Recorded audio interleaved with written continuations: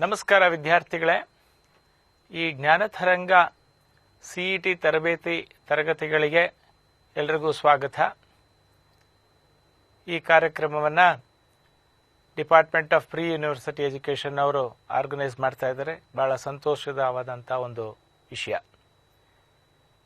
ಈ ಮ್ಯಾಥಮೆಟಿಕ್ಸ್ ಕ್ಲಾಸ್ಗಳಲ್ಲಿ ಪ್ರಥಮವಾಗಿ ನಾವು ಈ ಸೆಟ್ಸ್, ರಿಲೇಷನ್ಸ್ ಆ್ಯಂಡ್ ಫಂಕ್ಷನ್ಸ್ ಅನ್ನೋ ಒಂದು ಚಾಪ್ಟರ್ನ ಇವತ್ತು ಡಿಸ್ಕಸ್ ಮಾಡ್ತಾ ಇದ್ದೀವಿ. ಈ ಸೆಟ್ಸ್, ರಿಲೇಷನ್ಸ್, ಫಂಕ್ಷನ್ಸ್ ಇವು ಮೂರು ಕೂಡ ನೀವು ಫಸ್ಟ್ PUCನಲ್ಲಿ ಒಂದು ಸ್ವಲ್ಪ ಮಟ್ಟಿಗೆ ಓದಿದ್ದೀರಾ.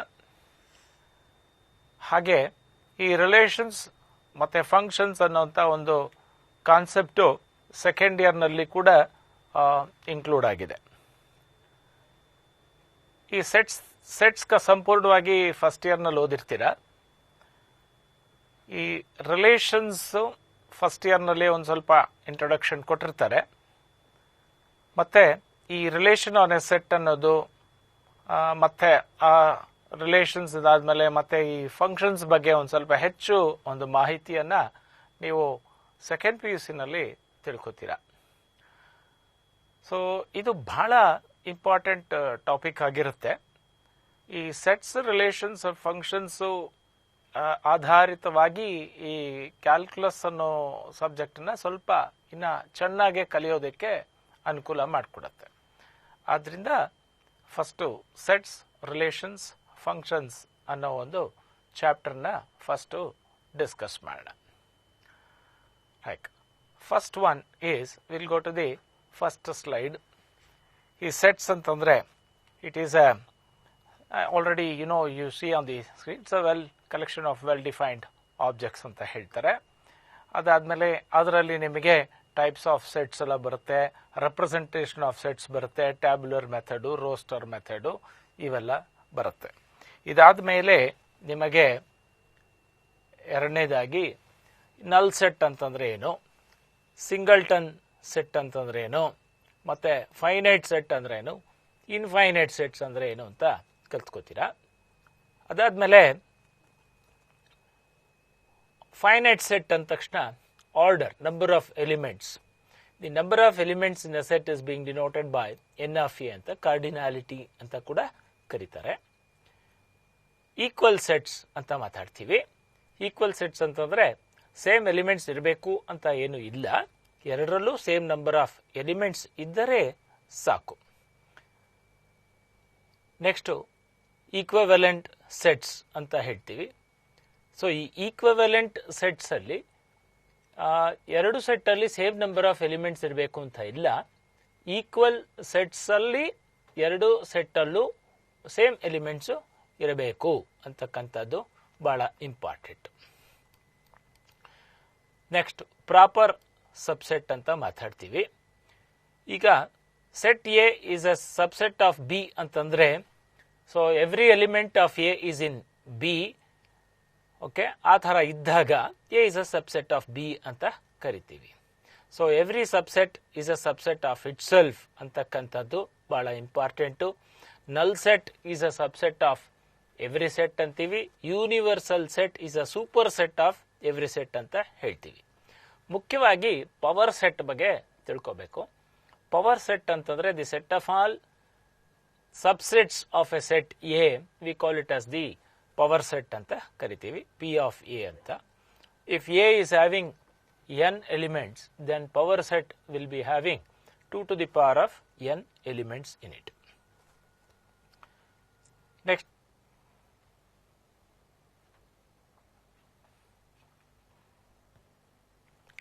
ಆಪರೇಷನ್ಸ್ ಆನ್ ಸೆಟ್ಸ್, ಇದು ಬಹಳ ಇಂಪಾರ್ಟೆಂಟ್ ಕಾನ್ಸೆಪ್ಟು. ಸೆಟ್ ಬಗ್ಗೆ ಈಗಾಗಲೇ ಡಿಫ್ರೆಂಟ್ ಟೈಪ್ಸ್ ಆಫ್ ಸೆಟ್ಸನ್ನು ಕಲ್ತ್ಕೊಂಡಿದ್ದೀರಾ. ಆಪರೇಷನ್ಸ್ ಆಫ್ ಸೆಟ್ಸ್ ಅಂತಂದರೆ ಯೂನಿಯನ್ ಆಫ್ ಸೆಟ್ಸು, ಮತ್ತು ನೆಕ್ಸ್ಟ್ ನಾವು ಇಂಟರ್ಸೆಕ್ಷನ್ ಆಫ್ ಸೆಟ್ಸ್ ಬಗ್ಗೆ ಮಾತಾಡ್ತೀವಿ. ಎರಡು ಸೆಟ್ಟಲ್ಲಿ ಕಾಮನ್ ಇರ್ತಕ್ಕಂಥದ್ದನ್ನು ಇಂಟರ್ಸೆಕ್ಷನ್ ಅಂತ ಕರೀತೀವಿ. ಕೆಲವೊಂದು ಸಾರಿ ಎರಡಕ್ಕೂ ಕಾಮನ್ನೇ ಇಲ್ಲದೆ ಹೋದ್ಮೇಲೆ ಅದನ್ನು ನಾವು ಡಿಸ್ಜಾಯಿಂಟ್ ಸೆಟ್ ಅಂತ ಕರಿತೀವಿ. So that is one thing. ಆಮೇಲೆ ಈ ಡಿಫರೆನ್ಸ್ ಆಫ್ ಸೆಟ್ಸ್ ಅಂತ ಹೇಳ್ತೀವಿ. A minus B. A minus B ಅಂತಂದ್ರೆ set of all elements in A which is not in B. ಅದೇ ಥರ ಬಿ ಮೈನಸ್ ಎ ಅಂತಂದರೆ set of all elements in B which is not in a. So this is A very important concept. So ಇದಾದ್ಮೇಲೆ ನಮಗೆ complement of A set ಬಗ್ಗೆ ಮಾತಾಡ್ತೀವಿ. ಈ complement of A set ಅಂದಾಗ so that is union of A set ನಲ್ಲಿ ಇವಾಗ A and B ಎರಡು set ಇರುತ್ತೆ ನಿಮ್ಮ ಹತ್ರ. ಯೂನಿವರ್ಸಲ್ ಸೆಟ್ ಅಂತ ಇರುತ್ತೆ. ಎನಲ್ಲಿ ಇಲ್ಲದೆ ಇರ್ತಕ್ಕಂಥದ್ದು ಅಂದ್ರೆ ಎ ಇಂದ ಆಚೆ ಇರ್ತಕ್ಕಂಥದ್ದನ್ನ we call it as the complement. So here A complement means it is U minus A ಅಂತ ಬರಿತೀವಿ. ಸೊ ಅದರ ಮೇಲೆ ಕೆಲವೊಂದು ರಿಸಲ್ಟ್ಸ್ಗಳು ನಿಮ್ಮಾಗಲೇ ಕಲ್ತಿದ್ದೀರಾ. Empty set complement is universal set and universal set complement is null set. ಅದರಲ್ಲಿ ನಿಮಗೆ ಡಿಮಾರ್ಗನ್ಸ್ ಲಾಸ್ ಅಂತ ಬಹಳ ಇಂಪಾರ್ಟೆಂಟ್ ಆಗಿ ಬರುತ್ತೆ. ಆ ಡಿಮಾರ್ಗನ್ಸ್ ಲಾಸ್ ಏನಂತಂದ್ರೆ A union B complement is equal to A complement intersection B complement ಅಂತ ಬರುತ್ತೆ. ಅದೇ ತರ A intersection B complement is equal to A complement union B complement ಅಂತ ಬರುತ್ತೆ. ಮುಖ್ಯವಾಗಿ ಈ ಇಂಟರ್ವಲ್ ರೆಪ್ರೆಸೆಂಟೇಷನ್, ಈ ಇಂಟರ್ವಲ್ ರೆಪ್ರೆಸೆಂಟೇಷನ್ ಅನ್ನೋದು ಒಂದು ಸ್ವಲ್ಪ ಈ ಬೋರ್ಡಲ್ಲಿ ಬರಿತೀನಿ, ನೋಡ್ಕೊಳ್ಳಿ. ಬಹಳ ಇಂಪಾರ್ಟೆಂಟ್ ಆಗಿ ನಿಮಗೆ ಈ ತರ ಬರಿತೀವಿ, ಈ ರೆಕ್ಟಾಂಗ್ಯುಲರ್ ಬ್ರಾಕೆಟ್ ಹಾಕ್ಬಿಟ್ಟು ಬರಿತೀವಿ. ಈ ತರ ಬರೆದ್ರೆ ಅರ್ಥ ಏನು ಅಂತಂದ್ರೆ it is the set of all real numbers such that your A is less than or equal to x less than or equal to B. ಇದನ್ನ ನಾವು ಕ್ಲೋಸ್ಡ್ ಇಂಟರ್ವಲ್ ಅಂತ ಕರಿತೀವಿ. ಹೀಗೆ ಈ ರೌಂಡ್ ಬ್ರಾಕೆಟ್ ಬರೆದ್ಬಿಟ್ಟು ಬರೆದ್ರೆ ಇದು set of all X such that A less than X less than B ಅಂತ. So this we call it as the open interval. ಈ ಓಪನ್ ಇಂಟರ್ವಲ್ಗೂ ಕ್ಲೋಸ್ಡ್ ಇಂಟರ್ವಲ್ಗೂ ಏನಪ್ಪಾ ವ್ಯತ್ಯಾಸ ಅಂತಂದ್ರೆ ನಿಮಗೆ ಇಲ್ಲಿ the boundary points A and B include ಆಗ್ಬಿಟ್ಟಿರುತ್ತೆ. ಇಲ್ಲೇನಾಗತ್ತೆ, the boundary points A and B will not be included. ಅದೇ ತರ ಫಾರ್ ಎಕ್ಸಾಂಪಲ್ ಹೀಗೂ ಬರಿಬಹುದು, ಅಥವಾ ಹೀಗೆ ಬರೆದ್ರೆ ಇದೆರಡು ಬರೆದಾಗ ದಿಸ್ ಇಸ್ ಹಾಫ್ ಕ್ಲೋಸ್ಡ್ ಅಂತ, ಅಂದ್ರೆ ಒನ್ ಸೈಡ್ ಇದು ಈ ಕಡೆ ಲೆಫ್ಟ್ ಕ್ಲೋಸ್ಡ್ ರೈಟ್ ಓಪನ್, ಈ ಕಡೆ ಲೆಫ್ಟ್ ಓಪನ್ ರೈಟ್ ಕ್ಲೋಸ್ಡ್ ಆಗಿರುತ್ತೆ.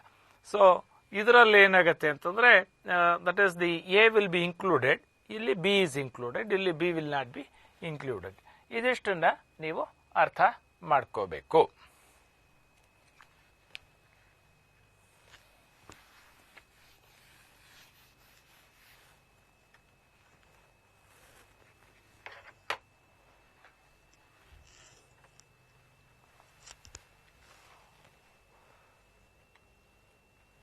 ಈ ಸಬ್ಸೆಟ್ ಬಗ್ಗೆ ನಾವು ಅವಾಗಲೇ ಮಾತಾಡಿದ್ದೀವಿ.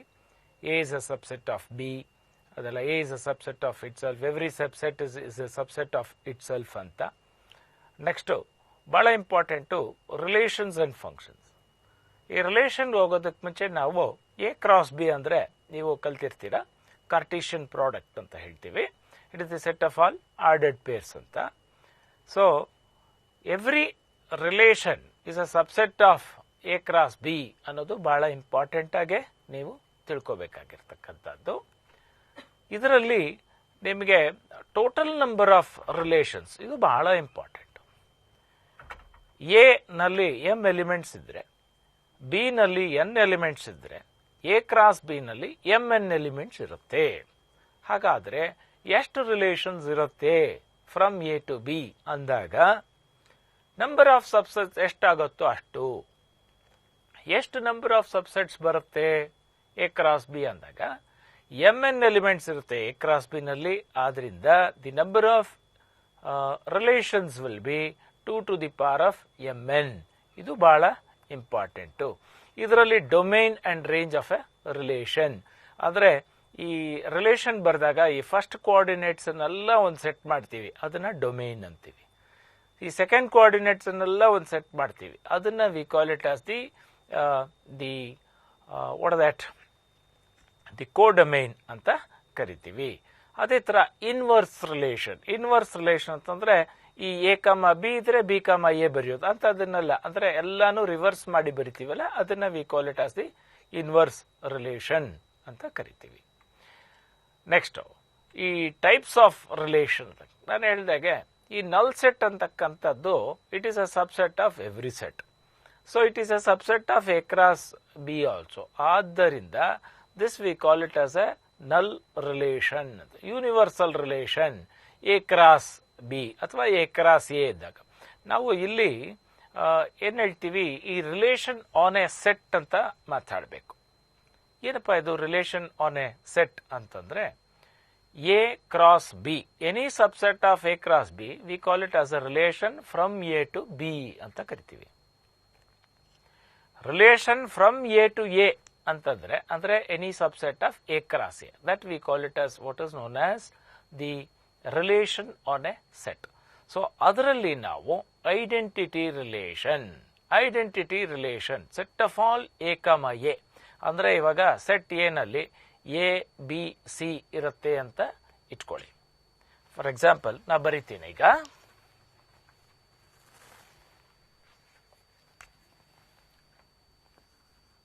A is equal to A B C. ಇವಾಗ if I write this identity relation ನ ಈ ತರ ಬರಿತೀವಿ, ಐ ಎ ಅಂತ ಬರಿತೀವಿ.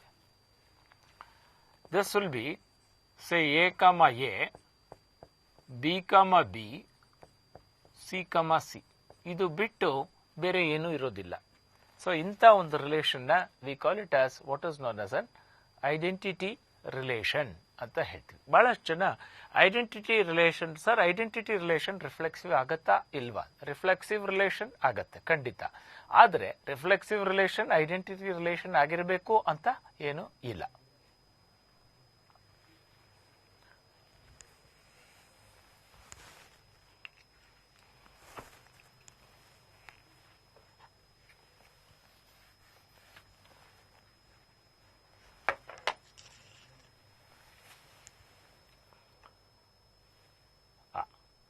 ಈಗ ತಾನೇ ಹೇಳಿದೆ ರಿಫ್ಲೆಕ್ಸಿವ್ ರಿಲೇಷನ್. ಈ ರಿಫ್ಲೆಕ್ಸಿವ್ ರಿಲೇಷನ್ ಅಂತಂದ್ರೆ ದಟ್ ಈಸ್ ಆ ರಿಲೇಷನ್ ನಲ್ಲಿ ಇವಾಗ ಪ್ರತಿಯೊಂದು A must be related to A. ಬೇರೆ ಆರ್ಡರ್ಡ್ ಪೇರ್ಸ್ ಇರಬಹುದು, ಆದರೆ ಯಾವ ಒಂದು ordered pair A to A ಬಿಟ್ಟಿರಬಾರ್ದು. ಅಂದ್ರೆ ಎ ಕಮ ಎ ಅಂದ್ರೆ for all A belonging to A comma A must be there. For example ಇವಾಗ ನಾನು ಹೇಳಿದಂಗೆ A is equal to A B C ಇದ್ದಾಗ A comma A, B comma B, C comma C ಈ ಮೂರು ordered pairs ಇರಲೇಬೇಕು. ಅದರ ಜೊತೆ ಬೇರೆ ಇರಬಹುದು. ಆದ್ರೆ A comma A, B comma B ಇದ್ದು ಬೇರೆ ಆರ್ಡರ್ಡ್ ಪೇರ್ಸ್ ಇದ್ದು ಸಿ ಕಮ ಸಿ ಇಲ್ಲ ಅಂತಂದ್ರೆ ಅದು ರಿಫ್ಲೆಕ್ಸಿವ್ ಆಗೋದಿಲ್ಲ. ಹಾಗೆ what is this symmetric relation? So A is related to B ಆದಾಗ B is also related to A ಅಂತ ಒಂದು ರಿಲೇಷನ್ ನ ಸಿಮೆಟ್ರಿಕ್ ರಿಲೇಷನ್ ಅಂತ ಕರಿತೀವಿ. Transitive relation, A is related to B, B is related to C, so A is also related to C. ಇಂಥ ಒಂದು relation ನ we call it as A transitive relation. ಈ ಮೂರು ಆದಾಗ ಅದನ್ನ ಈಕ್ವಿವೆಲೆನ್ಸ್ ರಿಲೇಷನ್ ಅಂತ ಕರಿತೀವಿ. ನೆಕ್ಸ್ಟ್ ಈ ಈಕ್ವಿವೆಲೆನ್ಸ್ ರಿಲೇಷನ್ ನಲ್ಲಿ R is an equivalence relation ಆದಾಗ ಈ ಈಕ್ವಿವೆಲೆನ್ಸ್ ಕ್ಲಾಸ್ ಅಂತಂದ್ರೆ ಏನು? ಯಾವುದೋ ಒಂದು ಎಲಿಮೆಂಟ್ ತಗೋತೀರಾ ಎ ಅಂತ, ಯಾವ ಯಾವ ಎಲಿಮೆಂಟು ಎಗೆ ರಿಲೇಟ್ ಆಗಿರ್ತದೋ ಅದನ್ನೆಲ್ಲ ಒಂದು ಸೆಟ್ ಮಾಡಿದಾಗ ಅದನ್ನ ಈಕ್ವಿವೆಲೆನ್ಸ್ ಕ್ಲಾಸ್ ಆಫ್ ಎ ಅಂತ ನೀವು ಅಲ್ಲಿ ಪವರ್ ಪಾಯಿಂಟ್ ಅಲ್ಲಿ ನೋಡ್ತಿದ್ದೀರಾ. ಅದರ ಒಂದು ನೊಟೇಷನ್ ಬರೆದಿದ್ದಾರೆ. ಇದರಲ್ಲಿ ಒಂದು ಸ್ಪೆಷಾಲಿಟಿ ಇದೆ ನೋಡಿ. ಇವಾಗ ಯಾವುದೋ ಒಂದು ಎ ಮತ್ತೆ ಬಿ ಎರಡು ಎಲಿಮೆಂಟ್ ಸೆಟ್ ಎ ಇಂದ ತಗೊಂಡಿರ್ತೀರ, ಅಂದ್ರೆ ಅದರ ಮೇಲೆ ಇರ್ತಕ್ಕಂಥ ರಿಲೇಷನ್ನು ಈಕ್ವಿವೆಲೆನ್ಸ್ ರಿಲೇಷನ್ ಆಗಿರುತ್ತೆ. ಯಾವ್ಯಾವ ಎಲಿಮೆಂಟ್ ರಿಲೇಟೆಡ್ ಟು ಎ ಆಗಿರುತ್ತೋ that we call it as the equivalence class of A. ಅದೇ ತರ ಈಕ್ವಿವೆಲೆನ್ಸ್ ಕ್ಲಾಸ್ ಆಫ್ ಬಿ ಬರೀತೀರಾ.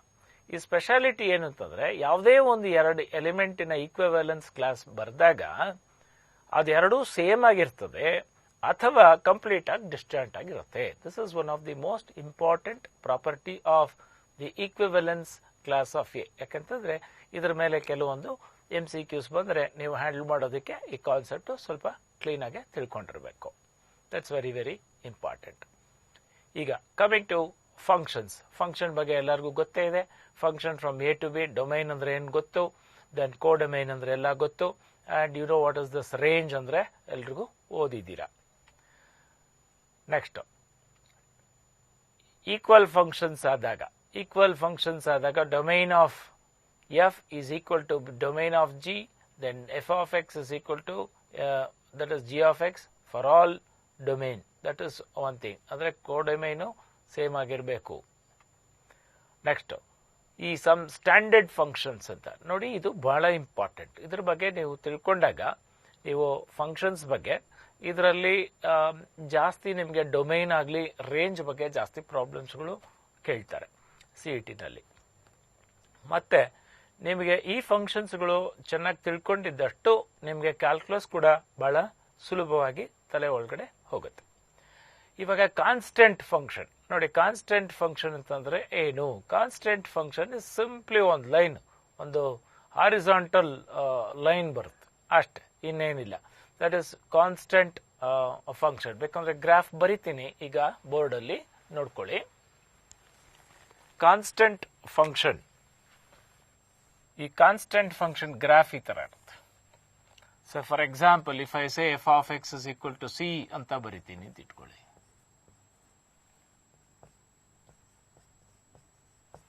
ಇದು ಕಾನ್ಸ್ಟೆಂಟ್ ಅದ.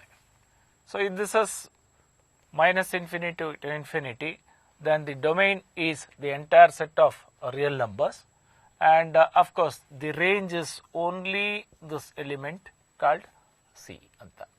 Next ನೀವಾಗಲೇ ಓದಿದ್ದೀರಾ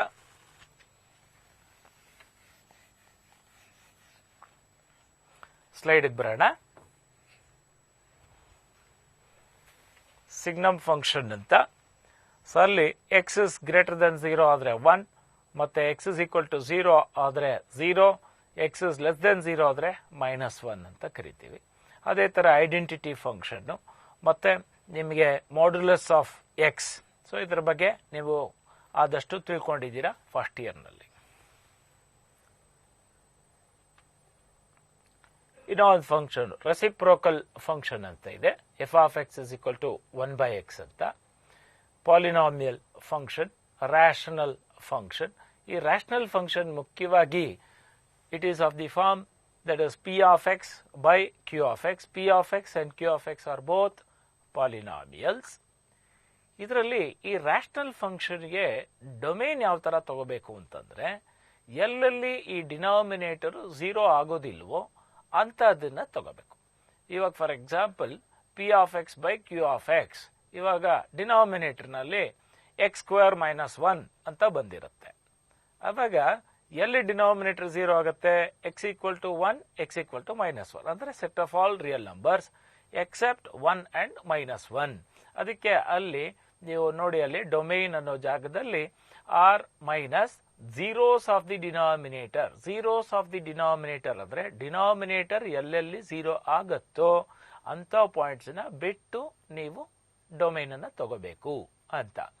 ಅಲ್ಲಿ ಏನಪ್ಪಾ ರೇಂಜೇ ಇಲ್ವಾ ಅಂತ ಅನ್ಕೋಬೇಡಿ. ಆ ರೇಂಜ್ ಅನ್ನೋದು ಒಂದೊಂದಕ್ಕೆ ಒಂದೊಂದು ಫಂಕ್ಷನ್ಗೆ ಒಂದೊಂದ್ ತರ ವೇರಿ ಆಗುತ್ತೆ. ಆದ್ರೆ ಅದನ್ನ ಡಿಟರ್ಮಿನ್ ಮಾಡಬೇಕಾಗಿ ಬರುತ್ತೆ. ಇದು ಈ ಫ್ರಾಕ್ಷನಲ್ ಪಾರ್ಟ್ ಆಫ್ ಎಕ್ಸ್ ಅಂತ. ಇದು ನಿಮ್ಮ PUC ಸಿಲೆಬಸ್ ನಲ್ಲಿ, ಇದು ನಿಮ್ಮ ಪುಸ್ತಕದಲ್ಲಿ ಬಹುಶಃ ಕೊಟ್ಟಿಲ್ಲ ಅಂತ ಕಾಣುತ್ತೆ. ಆದ್ರೂ ಇದನ್ನ ತಿಳ್ಕೋಬೇಕು. ಇದು ಫ್ಲವರ್ ಬ್ರಾಕೆಟ್ ನಲ್ಲಿ ಬರ್ದಿರ್ತಾರೆ. ಇದು x minus greatest integer function ಅಂತ. ಈ ಗ್ರೇಟೆಸ್ಟ್ ಇಂಟೀಜರ್ ಫಂಕ್ಷನ್ ಏನ್ ಮಾಡುತ್ತೆ, ಯಾವಾಗ್ಲೂ ಒಂದು integer that is the less than or equal to x, nearest integer. Greatest integer less than or equal to x ಕೊಡುತ್ತೆ. ಸೊ ಈ ಫ್ರಾಕ್ಷನಲ್ ಪಾರ್ಟ್ ಏನ್ ಮಾಡುತ್ತೆ, ಈ ಡೆಸಿಮಲ್ ಆದ್ಮೇಲೆ ಇರ್ತಕ್ಕಂಥದ್ದನ್ನ ಕೊಡುತ್ತೆ. That is very very important. For example if I give fractional part of 3.4 ಅಂತ ಕೊಟ್ರೆ ನೀವೇನ್ ಮಾಡಬೇಕು, 0.4 ಅನ್ನ ತಗೋಬೇಕು. ಇವಾಗ ಫ್ರಾಕ್ಷನಲ್ ಪಾರ್ಟ್ ಆಫ್ -5.2 ಅಂತ ಕೊಡ್ತೀವಿ. ಸೊ -5.2 ಅಲ್ವಾ, ಫ್ರಾಕ್ಷನಲ್ ಪಾರ್ಟ್ 0.2 ಅಂತ ಬರ್ಕೊಡ್ರೆ ತಪ್ಪಾಗ್ಬಿಡುತ್ತೆ. ಯಾಕೆಂತಂದ್ರೆ ಈ ಫ್ರಾಕ್ಷನಲ್ ಪಾರ್ಟ್ ಆಫ್ -5.2 ನೀವು ಈ X minus greatest integer X ಹಾಕೊಂಡ್ರೆ ನಿಮ್ಗೇನ್ ಬರುತ್ತೆ 0.8 ಅಂತ ಬರುತ್ತೆ. ಸೊ ಹಾಗಾಗಿ ನಿಮಗೆ ಫ್ರಾಕ್ಷನಲ್ ಪಾರ್ಟ್ ಆಫ್ ಎಕ್ಸ್ಗೆ ನೀವು ಡೊಮೇನ್ ಯಾವುದೇ ರಿಯಲ್ನ ಬರ್ಕೊಡಿ, ರೇಂಜ್ ಬಂದ್ಬಿಟ್ಟು ಇಟ್ ಇಸ್ ಬಿಟ್ವೀನ್ 0 and 1. ಅದರಲ್ಲೂ ಯಾವ ತರ ಇರುತ್ತೆ ಅಂತಂದ್ರೆ ದಟ್ ಈಸ್ ಕ್ಲೋಸ್ಡ್ 0, 1 ಓಪನ್ ಆ ತರ ಇರುತ್ತೆ. ಅಂದ್ರೆ 0 less than or equal to x less than 1 ಅಂತ ಹೇಳಿ. So this is a very important function ನಿಮ್ಗೆ. ಯಾಕಂತಂದ್ರೆ ಇದು ನಿಮ್ಗೆ ಕ್ಯಾಲ್ಕುಲಸ್ ನಲ್ಲಿ ನಿಮ್ಗೆ ಅದು MCQs ನಲ್ಲಿ ಇಂಥ ಕ್ವಶನ್ಸ್ಗಳ ಮೇಲೆ ಇಂಥ ಕಾನ್ಸೆಪ್ಟ್ ಮೇಲೆ ಕ್ವಶನ್ಸ್ಗಳು ಬರುತ್ತೆ. ಎಸ್ಪೆಷಲಿ ಕಂಟಿನ್ಯೂಟಿ ಮತ್ತೆ ಡಿಫರೆನ್ಷಿಯಬಿಲಿಟಿ ಅಂತಕ್ಕಂಥದ್ರ ಮೇಲೆ ಸ್ವಲ್ಪ ಆಟ ಆಡ್ತಾರೆ. ಇಂಥ ಕ್ವಶನ್ಸ್ಗಳ ಮೇಲೆ ಸ್ವಲ್ಪ ಈ ಕಾನ್ಸೆಪ್ಟ್ಗಳು ಸ್ವಲ್ಪ ಸ್ಟ್ರೆಂಥನ್ ಮಾಡ್ಕೋಬೇಕಾಗತ್ತೆ ನೀವು. ಹಾಗಾಗಿ ಇದಕ್ಕೆ ನಾನು ಸ್ವಲ್ಪ ಟೈಮ್ ಸ್ಪೆಂಡ್ ಮಾಡ್ತಾ ಇದ್ದೀನಿ ಇದ್ರ ಮೇಲೆ. ಆಲ್ಜಿಬ್ರಾ ಆಫ್ ಫಂಕ್ಷನ್ಸ್ ಇವೆಲ್ಲ ನೀವು ಕಲ್ತೇ ಇರ್ತೀರಾ. ಓಕೆ, ಕೈಂಡ್ಸ್ ಆಫ್ ಫಂಕ್ಷನ್ ಅದರಲ್ಲಿ ಒನ್ ಫಂಕ್ಷನ್ ಅಂತಂದ್ರೆ that is two elements will not go to the same element. ಆ ತರ ಫಂಕ್ಷನ್ ಇದ್ರೆ ಅಂದ್ರೆ whenever we say f of x1 is equal to f of x2, x1 will be equal to that is x2. ಇಂಥ function ನ one function ಅಂತ. ಇದಕ್ಕೆ ಒಂದು ಕೆಲವೊಂದು ಎಕ್ಸಾಂಪಲ್ಸ್ ಗಳನ್ನ ಕೊಟ್ಟಿದ್ದೀನಿ, ನೋಡ್ಕೋಬಹುದು ಇದನ್ನ. That is the examples of some examples of one function. Identity function ಆಗಿರಲಿ, ಮತ್ತೆ ಲೀನಿಯರ್ ಫಂಕ್ಷನ್ಸ್ ಆಗಲಿ, ಆಮೇಲೆ ಇದು e to the power of x, a to the power of x, ಇವೆಲ್ಲ ಕೂಡ ಲಾಗ್ ಎಕ್ಸ್, ಇವೆಲ್ಲ ಕೂಡ ಒನ್ ಫಂಕ್ಷನ್ ಆಗಿರುತ್ತೆ. ಆನ್ ಟು ಫಂಕ್ಷನ್ ಅಂತಂದ್ರೆ ಈ ಆನ್ ಟು ಫಂಕ್ಷನ್ ನಲ್ಲಿ ಈ ಕೋಡೊಮೈನ್ ನಲ್ಲಿ ಯಾವ ಎಲಿಮೆಂಟು ಬಿಟ್ಟಿರೋದಿಲ್ಲ. ಆದ್ರೆ ಕೋಡೊಮೈನ್ ನಲ್ಲಿ ಇರ್ತಕ್ಕಂಥ ಪ್ರತಿಯೊಂದು ಎಲಿಮೆಂಟ್ಗೂ ಕೂಡ ಯಾವುದೋ ಒಂದು ಎಲಿಮೆಂಟ್ ಅಸೋಸಿಯೇಟ್ ಆಗಿರುತ್ತೆ. ಇಂಥ ಒಂದು ಫಂಕ್ಷನ್ ನ we call it as an onto function. We also call it as a surjective map ಅಂತ ಕರಿತೀವಿ. Some examples have been given here. ನೋಡ್ಕೊಳ್ಳಿ ಇವೆಲ್ಲ ಕೂಡ. ನೆಕ್ಸ್ಟ್ ಈ ಒನ್ ಆನ್ ಟು ಫಂಕ್ಷನ್ ಅಂತೀವಿ. ಇದನ್ನ ಬೈಜೆಕ್ಷನ್ ಅಂತ. ಮುಖ್ಯವಾಗಿ ನಿಮಗೆ ಈ ಬೈಜೆಕ್ಷನ್ ಮೇಲೆ ಬಹಳ ಪ್ರಾಬ್ಲಮ್ಸ್ಗಳು ಬರ್ತವೆ. ಬೈಜೆಕ್ಷನ್ ಅಂತಂದ್ರೆ it is both one and onto. ಈ ಬೈಜೆಕ್ಷನ್ ಆದಾಗ ಫಂಕ್ಷನ್ ವಿಲ್ ಬಿ ಇನ್ವರ್ಟಿಬಲ್. ಯಾವುದೇ ಒಂದು ಫಂಕ್ಷನ್ ಬೈಜೆಕ್ಷನ್ ಆದಾಗ ಅದಕ್ಕೆ ಇನ್ವರ್ಸ್ ಫಂಕ್ಷನ್ ನ ಕಂಡುಹಿಡಿಯೋದಕ್ಕೆ ಸಾಧ್ಯ. ಇದು ಬಹಳ ಇಂಪಾರ್ಟೆಂಟ್. ಬೈಜೆಕ್ಷನ್ ಆಗಿಲ್ಲದೆ ಹೋದರೆ ಇನ್ವರ್ಸ್ ಫಂಕ್ಷನ್ ಇರೋದೇ ಇಲ್ಲ. ಅದು ಬಹಳ ಇಂಪಾರ್ಟೆಂಟ್ ಕಾನ್ಸೆಪ್ಟ್. Composition function. ಇವಾಗ f is a function from A to B and B is a that is g is a function from b to c. ಅವಾಗ ಈ composition of this function is defined. Composite of f and g is being denoted by g composite f ಅಂತ ಕೊಟ್ಟಿರ್ತೀವಿ. that is ಇದನ್ನ g of f of x ಅಂತ ಬರಿತೀವಿ. that is one thing. so ಇದು ಬಹಳ important. So ಇಲ್ಲಿ properties of composite function ನೀವು ಇವಾಗ suppose f and g are inverses ಅಂತಂದ್ರೆ f composite g of x will be equal to x and that will be equal to g composite of f that is inverse function ಆದಾಗ. ಇದೆಲ್ಲ ಕೂಡ ಸ್ವಲ್ಪ important. These properties you have to note when we are doing problems. And in particularly ಈ inverse trigonometric functions ಗಳಿಗೆ ಈ inverse function ಬಹಳ useful concept. Now we will go for problems. ಒಂದು break ತಗೊಳ್ಳೋಣ. ಈಗ ಒಂದು ಸ್ವಲ್ಪ ಕ್ವಶನ್ಸ್ಗಳು ನೋಡೋಣ. ಸ್ವಲ್ಪ ಸಿಂಪಲ್ ಕ್ವಶನ್ಸ್ ಇರುತ್ತೆ, ಸ್ವಲ್ಪ ಮೀಡಿಯಂ ಕ್ವಶನ್ಸ್ಗಳು ಇರುತ್ತೆ. ಸೊ ಇದರಲ್ಲಿ ಈ ನಾರ್ಮಲ್ ಆಗಿ ಈ ಸೆಟ್ ಥಿಯರಿ, ಈ ರಿಲೇಷನ್ಸ್, ಫಂಕ್ಷನ್ಸ್ ತುಂಬಾ ಉದ್ದವಾದಂತ ಒಂದು ಕ್ವಶನ್ಸ್ಗಳೇನು ಬರೋದಿಲ್ಲ. ಎಲ್ರಿಗೂ ಒಂದು ಕಾಮನ್ ಕ್ವಶನ್ ಬರುತ್ತೆ CET ಮಾಡ್ಬೇಕು. ಸರ್ ಈ ಕ್ವಶನ್ಸ್ಗಳೆಲ್ಲ ಹೇಗೆ ಸರ್ ಒಂದೊಂದೇ ನಿಮಿಷದಲ್ಲಿ ಮಾಡೋಕ್ಕಾಗತ್ತೆ ಅಂತ. ಟೈಮ್ ನೋಡ್ಕೊಂಡು ಒಂದೊಂದು ನಿಮಿಷನೂ ಮಾಡೋದಕ್ಕೆ ಸಾಧ್ಯ ಇಲ್ಲ. ಏನಾಗತ್ತೆ ಅಂತಂದ್ರೆ ಇದಕ್ಕೆ ನಾವು ಈ ಟೈಮ್ ಮ್ಯಾನೇಜ್ಮೆಂಟ್ ಅಂತ ಹೇಳ್ತಾರೆ. 60 ನಿಮಿಷ 60 ಕ್ವಶನ್ನು, ಒಂದೊಂದು ಕ್ವಶನ್ನು ಒಂದೊಂದು ನಿಮಿಷದಲ್ಲೇ ಮಾಡಬೇಕು ಅಂತಂದ್ರೆ ಅದು ಟೈಮ್ ನೋಡ್ಕೊಂಡು ಮಾಡೋ ಅಂತ ಕೆಲಸ ಇಲ್ಲ. ಅದರಿಂದ ನಾವು ಕ್ವಶನ್ ಪೇಪರ್ ಕೊಟ್ಟಾಗ ನಮ್ಮ ಕ್ವಶನಲ್ಲಿ 60 ಸುಮಾರು ಒಂದು 10-15 ಕ್ವಶನ್ ಮೇಲೆ ಬೇಗ ಒಂದು 5-6 ಸೆಕೆಂಡು ಅಥವಾ ಬೇಗ ಮುಗಿಸೋವಂಥ ಕ್ವಶನ್ಸ್ಗಳು ಇರುತ್ತೆ. ಅವನ್ನೆಲ್ಲ ಫಸ್ಟ್ ಮಾಡ್ಕೊಳ್ತಾ ಹೋಗಬೇಕು. ಆಮೇಲೆ ಸ್ವಲ್ಪ ಇನ್ನು ಜಾಸ್ತಿ ಟೈಮ್ ತಗೊಳ್ಳೋವಂಥದ್ದು. ಕೊನೆಯಲ್ಲಿ ನಾವು ಒಂದೊಂದು ಕ್ವಶನ್ಗೆ ಕೆಲವೊಂದು ಸಾರಿ 3 ನಿಮಿಷ 4 ನಿಮಿಷ ಮೇಲೂ ಆಗ್ಬೋದು ಅಂತ ಕ್ವಶನ್ಸ್ಗಳು. ಆದರೆ ಇಲ್ಲಿ ಏನೇನು ನಾವು ಉಳಿತಾಯ ಮಾಡ್ಕೊಂಡಿರ್ತೀವಿ ಸಮಯನ, ಅಲ್ಲಿ ನಾವು ಉಪಯೋಗಿಸ್ಕೋತೀವಿ. ಹಾಗಾಗಿ ಇಲ್ಲಿ ಕೆಲವರಿಗೆ CET ಅಂದಾಗ ಏನಪ್ಪ ಶಾರ್ಟ್ಕಟ್ ಇದೆಯಾ ಅಂತ ಕೇಳ್ತಾರೆ. ಈ ಶಾರ್ಟ್ಕಟ್ ಅಂತಂದರೆ ನಾವು ಬರೆಯೋ ಕೆಲಸ ಒಂದು ಸ್ವಲ್ಪ ಕಡಿಮೆ ಮಾಡಿಕೊಂಡು ಪ್ರತಿಯೊಂದು ಪ್ರಾಬ್ಲಮ್ಗೂ ಒಂಥರ ನಮ್ಮದೇ ಆದಂಥ ಒಂದು ರೀತಿನಲ್ಲಿ ಅರ್ಥ ಮಾಡಿಕೊಂಡು ಶಾರ್ಟ್ಕಟ್ನಲ್ಲಿ ಮಾಡ್ಕೋಬೇಕು. ನೀವು PUC ಎಕ್ಸಾಮ್ನಲ್ಲಿ ಬರಿಬೇಕಾದ್ರೆ ಪ್ರತಿಯೊಂದು ಸ್ಟೆಪ್ಪು ಬರ್ಕೊಂಡು ಹೋಗ್ತೀವಿ. ಆದ್ದರಿಂದ ನಮಗೆ ಸ್ವಲ್ಪ ಟೈಮ್ ಜಾಸ್ತಿ ಹಿಡಿಸುತ್ತೆ. ಅದೇ ಮೆಥಡ್ನ ನಾವು ಇಟ್ಕೊಂಡು ಇಲ್ಲಿ ವರ್ಕ್ ಮಾಡೋಕ್ಕೆ ಹೋದರೆ ನಮಗೇನಾಗತ್ತೆ, 1 ಗಂಟೆ ಪೇಪರ್ನ ನಾವು 4 ಗಂಟೆ ಆದರೂ ಮುಗ್ದಿರೋದಿಲ್ಲ. ಈ ಥರ ಆಗತ್ತೆ. ಅದರಿಂದ ಸ್ವಲ್ಪ ಫಾಸ್ಟಾಗೆ ನಾವು ಬರೆಯೋದು ನಮ್ಗೆ ಅರ್ಥ ಆಗಬೇಕು, ಆನ್ಸರ್ ಸಿಗಬೇಕು, ಅಷ್ಟೇ ಭಾಳ ಇಂಪಾರ್ಟೆಂಟಾಗಿ ಅಷ್ಟನ್ನು ಯೋಚನೆ ಮಾಡಬೇಕು. ಇವಾಗ ಫಸ್ಟ್ ಕ್ವಶನ್ ಏನು ಕೊಟ್ಟಿದ್ದಾರೆ, ಎ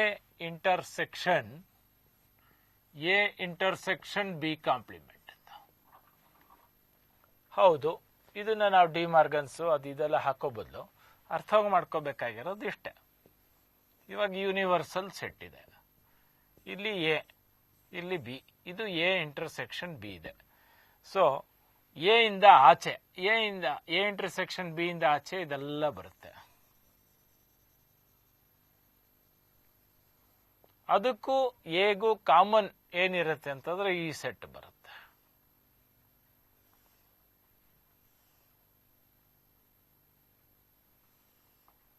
ಇದರಿಂದ ಆಚೆ ಇಲ್ಲ. ಸೊ ಅಲ್ಲಿ ಕೊಟ್ಟಿರ್ತಕ್ಕಂಥ ಆಪ್ಷನ್ಸ್ ಯಾವುದು ಇಲ್ಲ, ಯಾವುದು ಏನು ಇಲ್ಲ, ಬಿನೂ ಇಲ್ಲ, ನಲ್ ಸೆಟ್ಟು ಇಲ್ಲ. ಅದರಿಂದ the answer is none of these ಅಂತ ಆಗತ್ತೆ. Will go to the next question.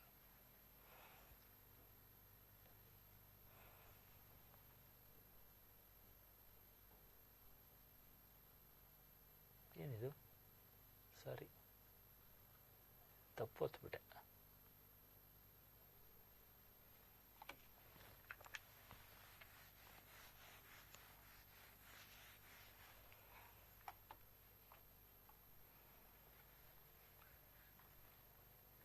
A is any set,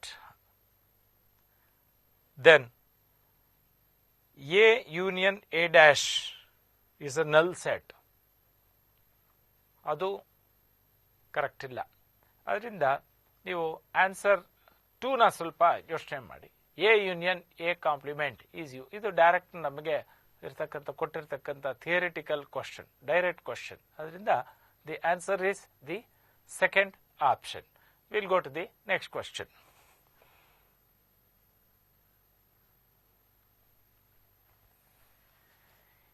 A and B be any two sets, then A union B dash is equal to ಅಂತ ಕೊಟ್ಟಿದ್ದಾರೆ. ಇದು straight away concept based question, De Morgan's laws. The answer is 2, direct.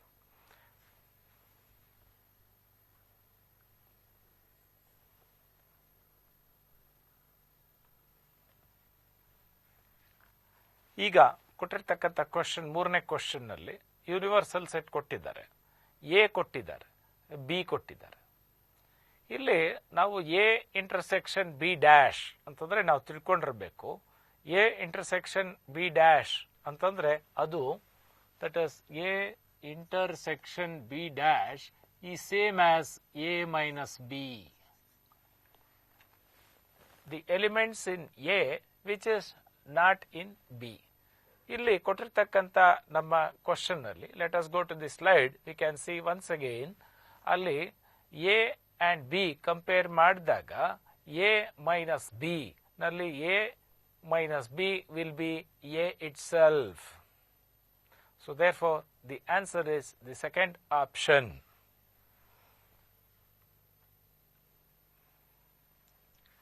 Next question. A and B be two sets, then the U is in the universal set. Once again I repeat this question. ಸ್ವಲ್ಪ ಕಣ್ಣು ಕಾಣಲ್ಲ ಅದಕ್ಕೆ. A and B be two sets in the universal set A minus B equal to ಅಂತ ಕೊಟ್ಟಿದ್ದಾರೆ. ಈಗ ತಾನು ಹೇಳಿದೆ A minus B is same as A intersection B complement. So the answer is the first option.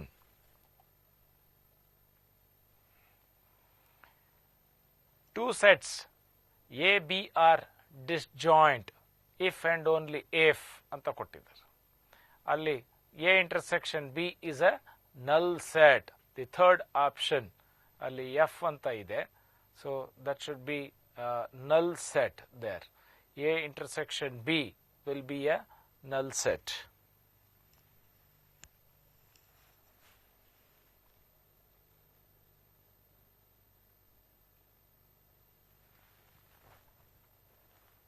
Which of the following is a null set ಅಂತ ಕೊಟ್ಟಿದ್ದಾರೆ.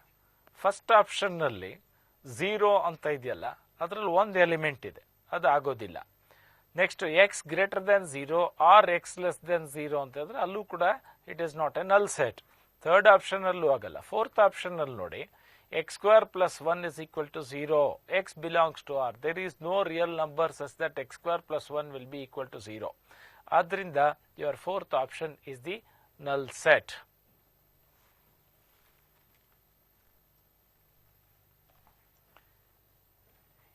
A is a subset of B, then A intersection B, then A intersection B will be equal to A only.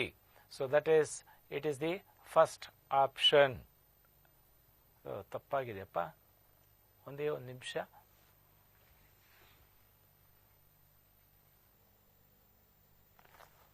Okay, 9ನೇ ಕ್ವಶನ್ಗೆ ಹೋಗೋಣ. A is a subset of B, then A intersection B is equal to ಅಂತ ಕೊಟ್ಟಿದ್ದಾರೆ. So ಇಲ್ಲಿ A is a subset of B ಹೀಗಿರುತ್ತೆ ಅಂತ ಇಟ್ಕೊಳ್ಳಿ. ಆವಾಗ A is a subset of B, A intersection B is this A itself. So therefore your answer is the first option.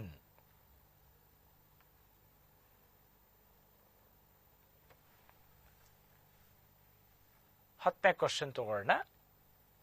A and B are any two sets, then A union A intersection B is equal to A union A intersection B. ಈಗ A intersection B ಇದಾಗಿರುತ್ತೆ. ಈಗ A union A ಇದು, A union of A intersection B is again A itself. So the option is, the first option is correct ಆಗಿರುತ್ತೆ.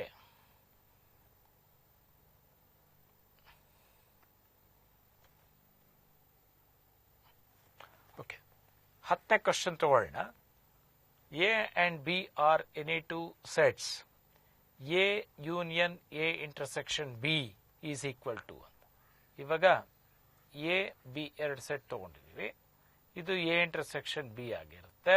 ಇದಿಷ್ಟು A union A intersection B will be equal to A. So therefore the first option is correct.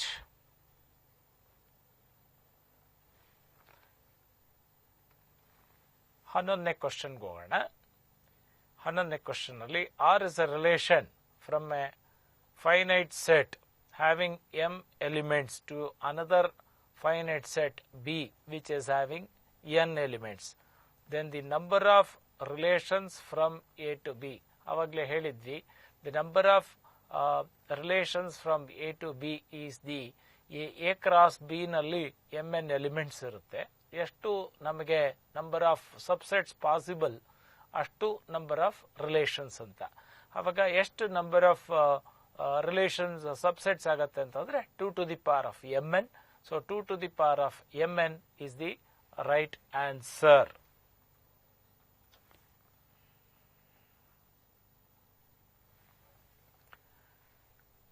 ಈಗ 12ನೇ question ತಗೊಳ್ಳೋಣ.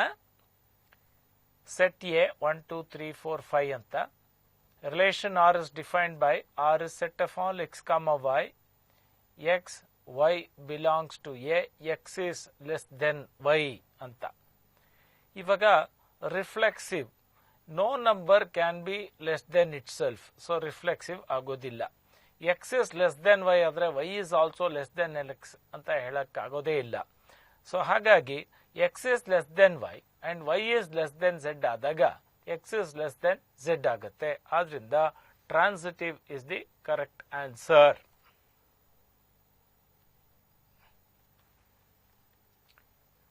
13ನೇ question. For real numbers x and y, we write x is related to y as x minus y plus root 2 is an irrational number. Then the relation R is ಅಂದಾಗ x minus y plus root 2 is x related to x ಅಂತ ನೋಡಿದಾಗ y ಬದಲು x ಹಾಕ್ಕೊಳ್ಳಿ. ಅವಾಗ ನಿಮ್ಗೇನಾಗತ್ತೆ, x minus x plus root 2 ಅಂತ ಬರುತ್ತೆ. X minus x plus root 2 ಅಂತಂದ್ರೆ root 2. So that means for every x, x minus x plus root 2 is irrational. So ಆದ್ರಿಂದ ನಿಮಗೆ ಅದು ರಿಫ್ಲೆಕ್ಸಿವ್ ಆಗಿರುತ್ತೆ. ಚೆಕ್ ಮಾಡ್ಕೊಳ್ಳಿ. ನೀವು ಸಿಮೆಟ್ರಿಕ್ ಇನ್ಯಾವುದೊಂದು ಒಂದು ಎಕ್ಸಾಂಪಲ್ ತಗೊಂಡು ಟ್ರೈ ಮಾಡಿ.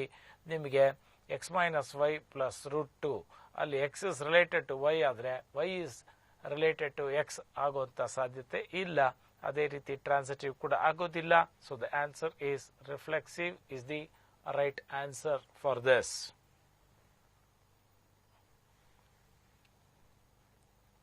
14ನೇ ಕ್ವಶನ್.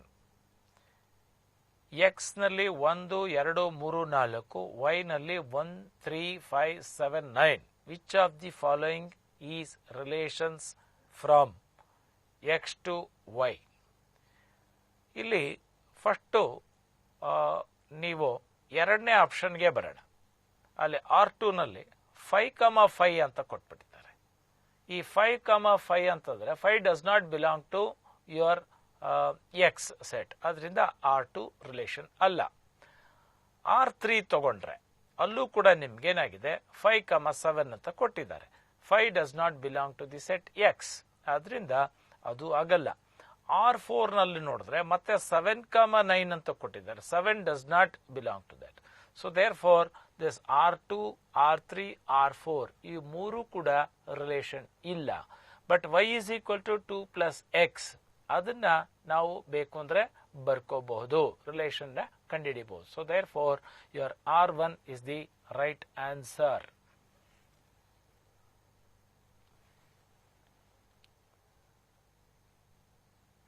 ಲೆಟ್ 15ನೇ question.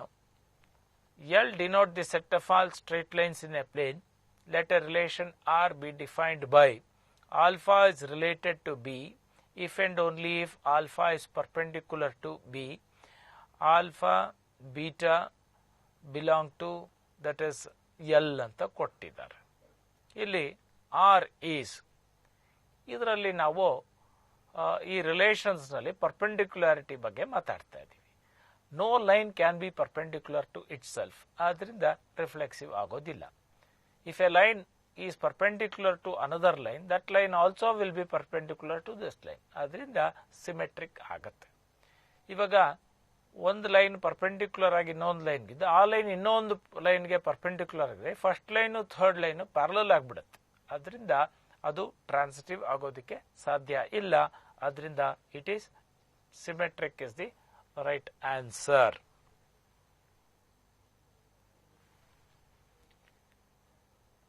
Or be a relation defined in the set of real numbers.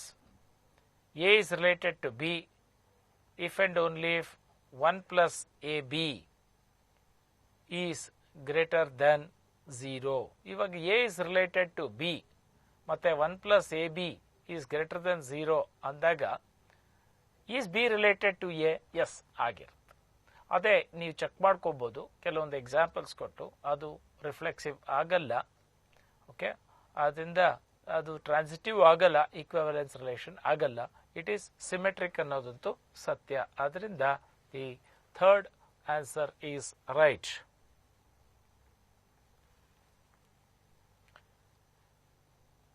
17ನೇ question. Which of the following relation on R is equivalence relation ಅಂತ ಕೊಟ್ಟಿದ್ದಾರೆ. ಇಲ್ಲಿ ನಿಮಗೆ mod x is equal to mod y ನಿಮಗೆ ಗೊತ್ತಿರಬೇಕು. That is mod x is equal to mod x. So every x is related to y. If mod x is equal to mod y, then mod y is also equal to mod x. Symmetric ಆಗುತ್ತೆ. Mod x is equal to mod y equal to mod z. Therefore mod x is equal to mod z. So reflexive, symmetric and transitive ಮೂರು ಆಗಿರುತ್ತೆ. ಆದ್ರಿಂದ ಇದು this is an equivalence relation. So first option, ಬೇರೆ ಆಪ್ಷನ್ಗಳು ನೋಡುವಂತ necessity ಇಲ್ಲ. So ಆದ್ರಿಂದ first option is correct.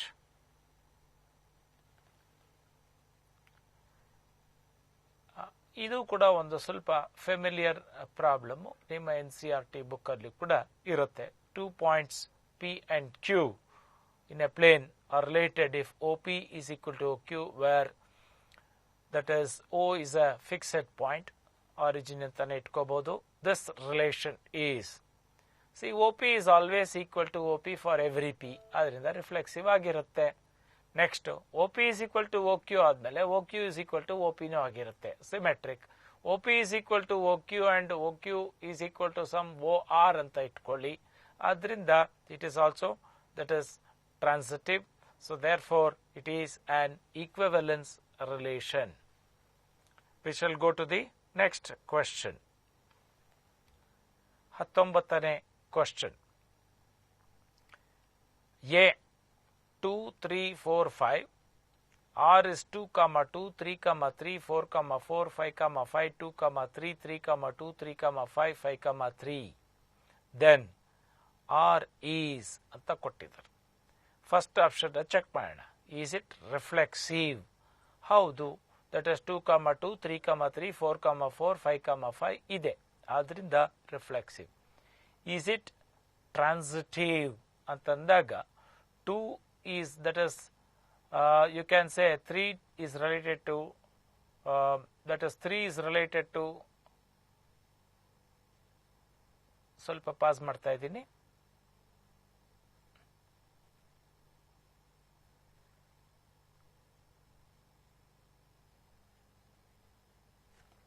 ಈ 19ನೇ ಕ್ವಶನ್ ನಲ್ಲಿ ರಿಫ್ಲೆಕ್ಸಿವ್ ಆಗತ್ತೆ ಅಂದಾಗ ರಿಫ್ಲೆಕ್ಸಿವ್ ಆಗತ್ತೆ,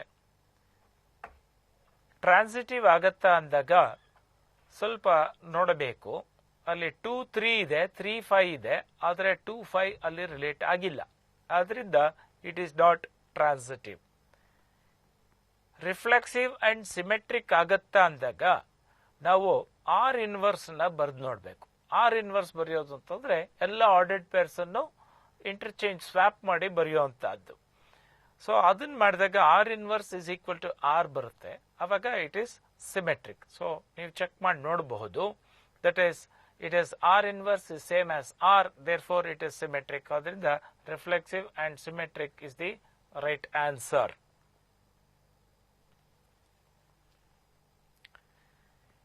20th ಕ್ವಶನ್ ಬಹಳ ಸಿಂಪಲ್ ಇದೆ, ನೀವೇ ಮಾಡ್ಕೋಬಹುದು.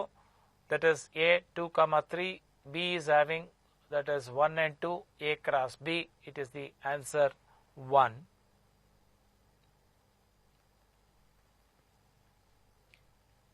Which of the following is a function ಅಂತ ಕೊಟ್ಟಿದ್ದಾರೆ.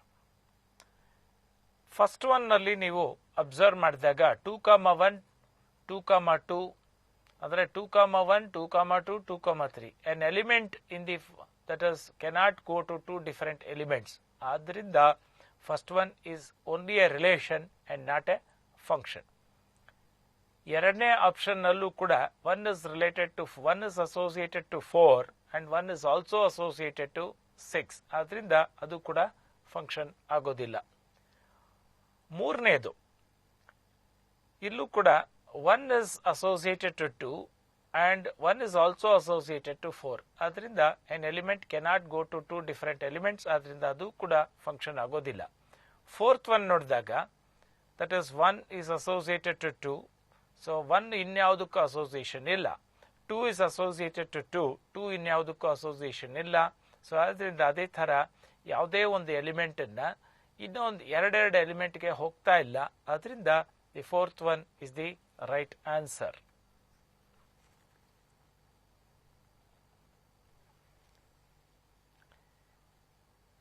ಇದು ಈ problem f of x is equal to x by x plus 1 ಅಂತಿದೆ. f of a by b by f of b by a. ಇದರ ಒಂಚೂರು ಬೋರ್ಡಲ್ಲಿ ವರ್ಕ್ ಮಾಡಿದ್ರೆ ಒಳ್ಳೇದು.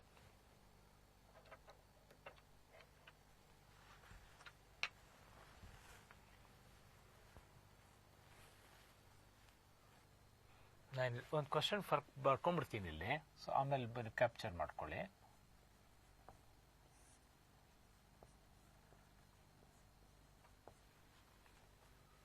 f of x is equal to x by x plus 1 ಅಂತ ಕೊಟ್ಟಿದ್ದಾರೆ. f of a by b by f of b by a ಕಂಡುಹಿಡಿಬೇಕು. ಈಗ f of a by b ಅಂದಾಗ this will become a by b by a by b plus 1. So ಇದನ್ನ simplify ಮಾಡಿದಾಗ that will become a by a plus b ಆಗಿರುತ್ತೆ. ಇವಾಗ f of b by a ಅಂದಾಗ so this will become b by a by b by a plus 1. So ಇದು ಕೂಡ ಏನಾಗುತ್ತೆ, this is simplify ಮಾಡಿದಾಗ that is b by a plus b ಅಂತ ಬರುತ್ತೆ. ಈಗ ನಮಗೆ f of a by b by f of b by a. So f of a by b by f of b by a ಅಂದರೆ a by a plus b by b by a plus b. So your answer become equal to that is a by b. Adinda the option 2 is the correct answer.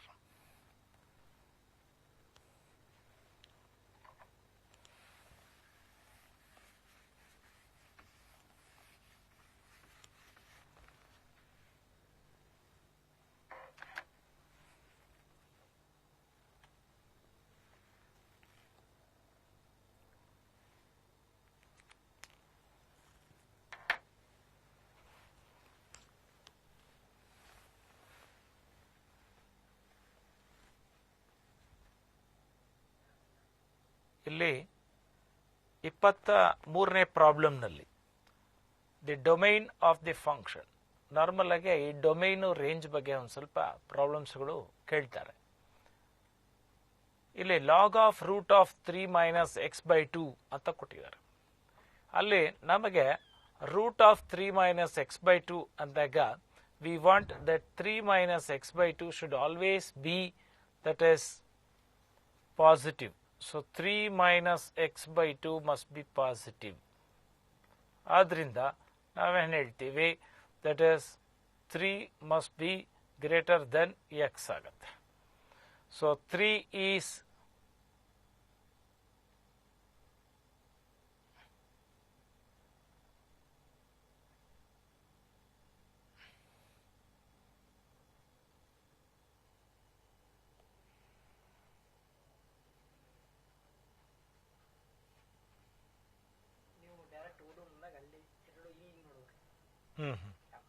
ಇಲ್ಲಿ ನೋಡಬೇಕು, ಅಲ್ಲಿ ನೋಡಬೇಕು.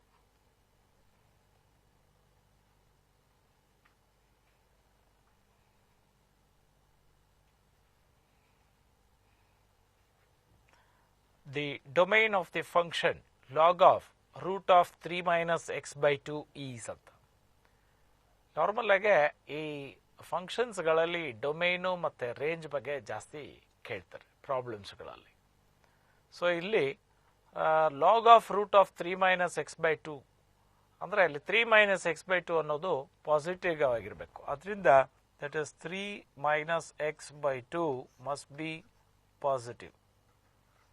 So ಆದ್ದರಿಂದ this x must be less than 3 only. So x is less than 3 ಅಂದಾಗ minus infinity to 3 ತನಕ. ಯಾಕದು 3ನೂ ಸೇರಿಸ್ಕೋಬೋದಾ? 3 ಸೇರಿಸ್ಕೊಳ್ಳೋಂಗಿಲ್ಲ. 3 ಇಸ್ ಈಕ್ವಲ್ ಟು ರೂಟ್ ಏನೋ ಡಿಫೈನ್ ಆಗಿರುತ್ತೆ, ಆದರೆ ಅಲ್ಲಿ ಲಾಗ್ಗೆ log 0 will not be defined. ಆದ್ರಿಂದ it has to be something positive. So positive ಬರಬೇಕು ಅಂತಂದ್ರೆ ಅಲ್ಲಿ 3 minus x by 2 must be greater than 0. ಅಲ್ಲಿ greater than or equal to ಹಾಕೊಳ್ಳೋಕ್ಕಾಗಲ್ಲ. ಆದ್ರಿಂದ x will be less than 3. So x will be less than 3 ಅಂದಾಗ ನಮಗೆ second option correct option ಆಗಿರುತ್ತೆ. We'll go to the next problem. ಇಲ್ಲೂ ಕೂಡ ನೋಡಿ, ಇಲ್ಲಿ ಡೊಮೈನ್ ಆಫ್ ದಿ ಫಂಕ್ಷನ್ ಕೇಳಿದ್ದಾರೆ. Domain of the function sine inverse of 5x ಅಂತ. ನಮಗೆ ಇವಾಗ ಸೈನ್ ಇನ್ವರ್ಸ್ ಎಕ್ಸ್ ಬಗ್ಗೆ ನಮಗೆ ಗೊತ್ತಿದೆ. ಏನಂತಂದ್ರೆ ಈ ಸೈನ್ ಇನ್ವರ್ಸ್ ಎಕ್ಸ್ ನಲ್ಲಿ X should always B lying between -1 and +1 ಅಂತ. ಬಟ್ ಇಲ್ಲಿ ನಮಗೆ ಸೈನ್ ಇನ್ವರ್ಸ್ ಆಫ್ 5x ಕೊಟ್ಟಿದ್ದಾರೆ. ಸೊ ಸೈನ್ ಇನ್ವರ್ಸ್ 5x ಆಗಿರೋದ್ರಿಂದ ನಮಗೆ 5x must be lying between -1 and +1. ಹಾಗಾಗಿ that will become 1/5 less than or equal to x less than or equal to 1/5 ಆಗಿರುತ್ತೆ. So therefore x belongs to this -1/5 comma 1/5, that is the closed interval. So arinda the second option is the correct answer.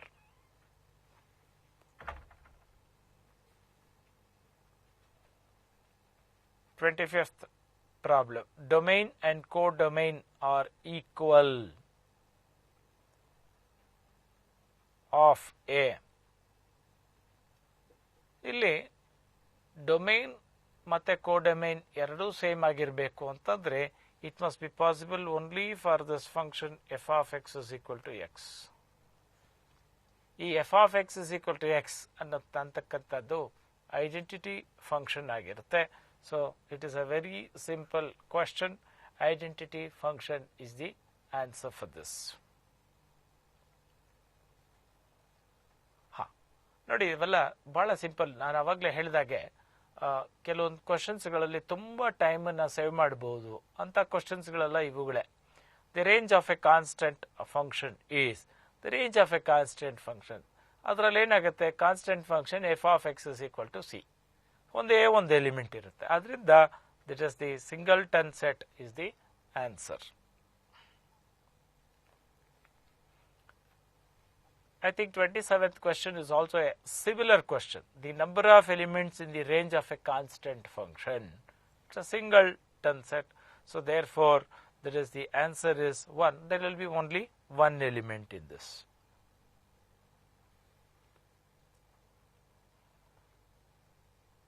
In greatest integer function, domain is the set of real numbers, then its range is, ನಾವು ಆವಾಗಲೇ synopsis ನಲ್ಲಿ discuss ಮಾಡಿಬಿಟ್ವಿ, the range greatest integer function will always return an integer only. So therefore the range will always be the set of integers. That is the fourth one is the answer.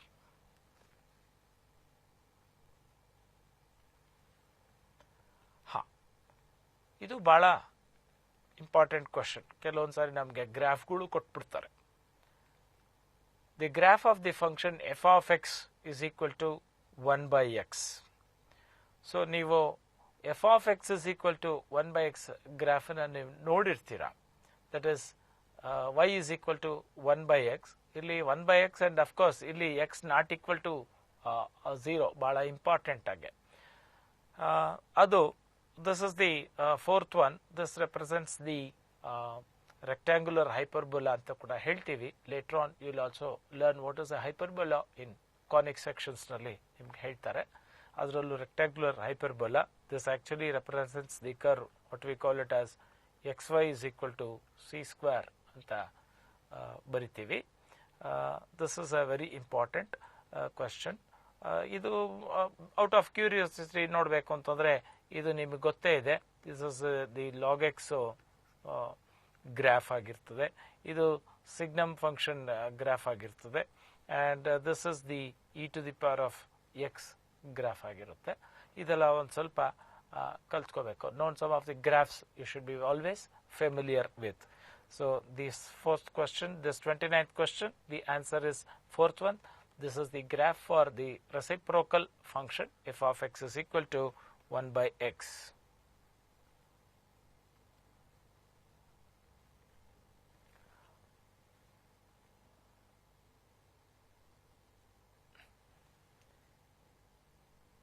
the graph of f of x is equal to minus mod x ಅಂತ.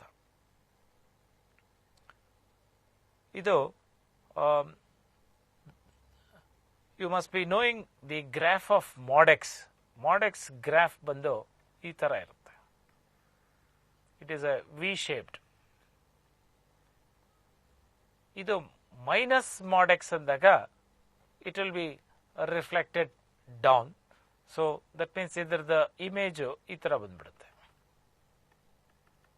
This is the graph of minus mod x. ಅದರಿಂದ minus mod x ಇದರ graph ಬಂದು that is the fourth option. These type of graphs you should be familiar with. 31st question. ಇದು ಬಹಳ simple ಆದಂತ ಒಂದು question. ನೋಡಬೇಕಿದು. ಇದು sin square x to the power of 4 plus cos square x to the power of 4 ಅಂತ ಕೊಟ್ಟಿದ್ದಾರೆ.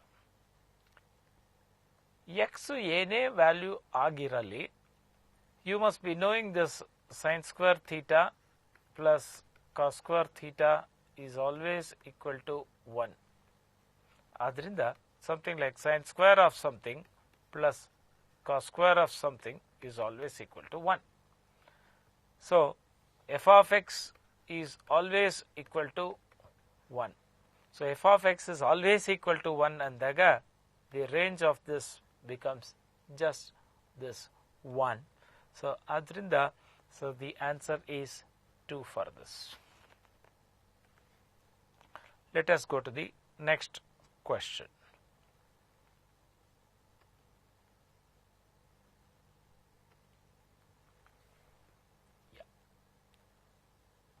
The domain and the range of the function ಕೇಳಿದ್ದಾರೆ. mod of x minus 3 by mod of x minus 3. ನಿಮಗೆ ಇದರ graph ಕೂಡ ಒಂದು ಸ್ವಲ್ಪ ಅರ್ಥ ಮಾಡಿಕೊಂಡ್ರೆ ಅದು ಒಳ್ಳೆಯದು. ಫಾರ್ ಎಕ್ಸಾಂಪಲ್ ನಿಮಗೆ ಇದು 3 ಅಂತ ಇದೆ ಇಟ್ಕೊಳ್ಳಿ. mod of x minus 3 by x minus 3 ಈ ಗ್ರಾಫು ಇಲ್ಲಿ +1 ಇರುತ್ತೆ. ಈ ಕಡೆಯಿಂದ so this will be equal to -1 ಇರುತ್ತೆ. So therefore it can take either 1 or -1. So adrinda the range will be this only.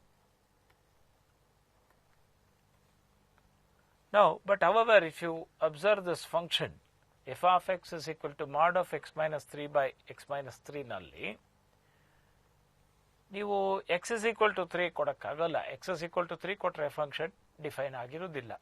ಆದ್ರಿಂದ the answer will be that is set of all reals except 3 ಆಗಿರುತ್ತೆ. That will be the domain, and of course the range, as I told you, it will be -1 and 1. So the answer is the second option. ಈ ತರ ನಾವು discuss ಮಾಡಬೇಕು.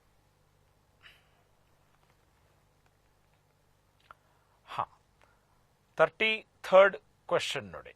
The domain of the function f of x is equal to 1 by square root of x plus greatest integer function x. ಇಲ್ಲಿ where all it will be equal to 0 ಅದನ್ನ ನೋಡಬೇಕು.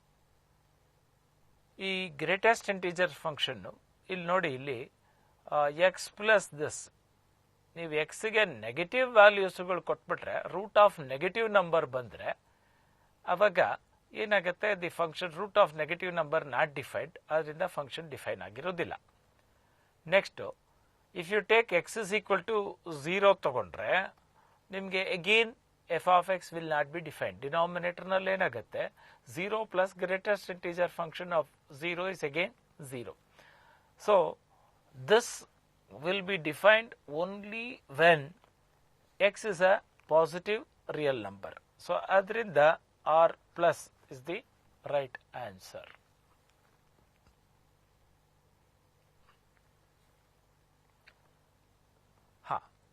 ಈ previous question ಅನ್ನ ಒಂದು modified, ಅಲ್ಲಿ plus ಇತ್ತು, ಇಲ್ಲಿ minus ಇದೆ. ಸೊ ಇಲ್ಲೂ ಕೂಡ ನೋಡಬೇಕಾಗಿರ್ತಕ್ಕಂಥದ್ದು x minus greatest integer function. ಇಲ್ಲಿ ಏನಾಗತ್ತೆ, when x is a integer, then greatest integer function of x will also be the integral value. There only it will give. ಆದ್ರಿಂದ ಅದೇನಾಗುತ್ತೆ, when x is an integer, this will become 0. ಇದು 0 ಆಗತ್ತೆ ಯಾವಾಗ, when x is a integer. So ಆದ್ರಿಂದ all the integers has to be avoided. So therefore this will be always all real numbers except integers. So therefore the answer is the fourth option.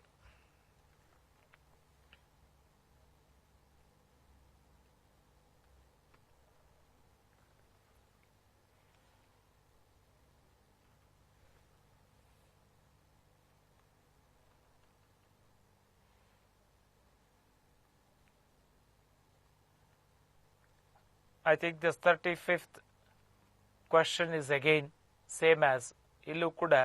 You should observe that x plus greatest integer function adu ellu negative agbardu, 0 agbardu. Adrinda r plus is the answer for this.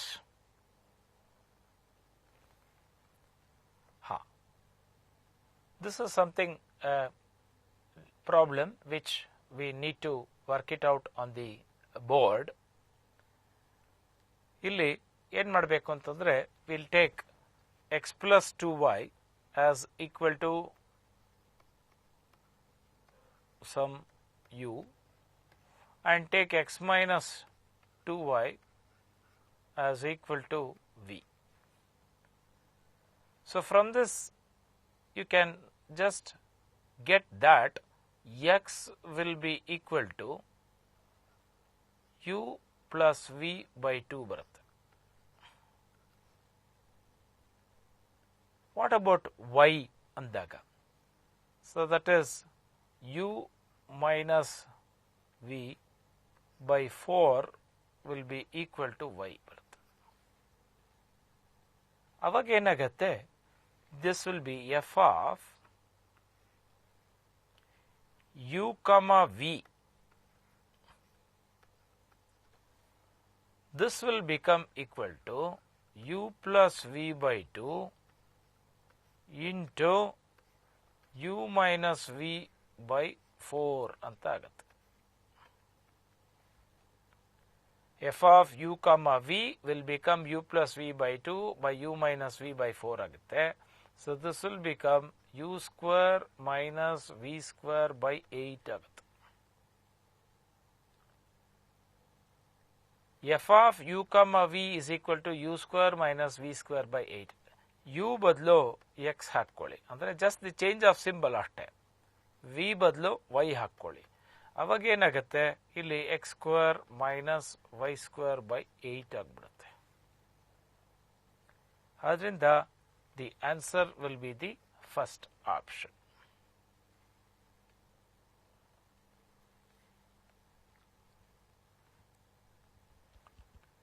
ಕೆಲವೊಂದು ಸಾರಿ ಸ್ವಲ್ಪ smart thinking ಬೇಕಾಗುತ್ತೆ. ಇಲ್ಲೇನು ಕೊಟ್ಟಿದ್ದಾರೆ, polynomial function ಅಂತ ಕೊಟ್ಬಿಟ್ಟಿದ್ದಾರೆ. F of x ಅನ್ನೋದು polynomial ಅಂತ ಕೊಟ್ಟಿದ್ದಾರೆ. ಇಲ್ಲಿ f of x into f of 1 by x is f of x plus f of 1 by x ಅಂತ ಕೊಟ್ಟಿದ್ದಾರೆ. ಇದನ್ನು ಆಮೇಲೆ ನೋಡೋಣ. You come to this, that is f of 10 is equal to, ನಿಮಗೆ ದಿಸ್ ಇಸ್ 1001 ಅಂತ ಕೊಟ್ಟಿದ್ದಾರೆ. ನೋಡಿದ ತಕ್ಷಣ ಅನ್ಸ್ಬಿಡುತ್ತೆ, is it not equal to 10 cube plus 1 ಅಂತಂದ್ರೆ ಹೌದು ಅನ್ಸುತ್ತೆ. ಹಾಗಾದ್ರೆ that means f of x is equal to x cube plus 1 ಅಂತ ನಿಮಗೆ ಹೊಳಿಬೇಕು. ಸ್ವಲ್ಪ ಸ್ಮಾರ್ಟ್ ಥಿಂಕಿಂಗ್ ಬೇಕಾಗತ್ತೆ. ಇಲ್ಲಿ ಈ f of x is equal to x cube plus 1 ಅನ್ನೋದು ನಾವಿಲ್ಲೇನು ವೆರಿಫೈ ಮಾಡೋಂಥ ನೆಸೆಸಿಟಿ ಇಲ್ಲ, ಆದ್ರೂ ನೋಡ್ಕೊಳಿಬೇಕು ಅಂದ್ರೆ ಈ ಕಂಡೀಷನ್ನ ಕೂಡ ಸ್ಯಾಟಿಸ್ಫೈ ಆಗತ್ತೆ. ಸೊ ನನಗೆ ಎಫ್ ಆಫ್ ಎಕ್ಸ್ ಡೈರೆಕ್ಟ್ ಆಗಿ X cube plus 1 ಸಿಕ್ಕಿರೋದ್ರಿಂದ I can directly find out what is your f of, ಅಲ್ಲೇನೋ ಪ್ರಿಂಟಿಂಗ್ ಮಿಸ್ಟೇಕ್ ಆಗಿದೆ ಅನ್ಸುತ್ತೆ.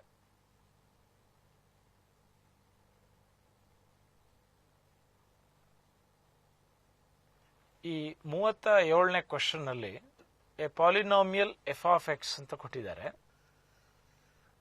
It is satisfying this condition ಅಂತ ಕೊಟ್ಟಿದ್ದಾರೆ. ಕೆಲವೊಂದು ಸಾರಿ ಇದನ್ನೆಲ್ಲ ನಾವು ವೆರಿಫೈ ಮಾಡಿಕೊಂಡು ಇರೋದಕ್ಕೆ ಸಾಧ್ಯ ಆಗೋದಿಲ್ಲ, ಯಾಕಂತಂದ್ರೆ ನಾವು ಒಂದು ಸ್ವಲ್ಪ ಸ್ಮಾರ್ಟ್ ವರ್ಕ್ ಮಾಡಬೇಕಾಗತ್ತೆ. ಇಲ್ಲಿ ಒಂದು ಸ್ವಲ್ಪ ಅಬ್ಸರ್ವ್ ಮಾಡಬೇಕು. F of 10 is equal to 1001 ಅಂತ ಕೊಟ್ಟಿದ್ದಾರೆ. ಅದರಿಂದ ಅನ್ಸುತ್ತೆ f of 10 is equal to 10³ plus 1 ಅಂತ ಬರ್ಕೋಬಹುದು. ಹಾಗಾದ್ರೆ ನಮಗೆ f of x is equal to it is x³ plus 1 ಆಗುತ್ತೆ. ಇದನ್ನ ನಾವು ವೆರಿಫೈ ಮಾಡೋದಂತ ನೆಸೆಸಿಟಿ ಇಲ್ಲ ಇಲ್ಲಿ. ಆದ್ದರಿಂದ ನಾವು ಡೈರೆಕ್ಟ್ ಆಗಿ ಎಫ್ ಆಫ್ 20 ಹಾಕೋಬಹುದು. So f of 20 you will get this as 20³ plus 1. So that answer will be that option 3 ಆಗೋಗುತ್ತೆ.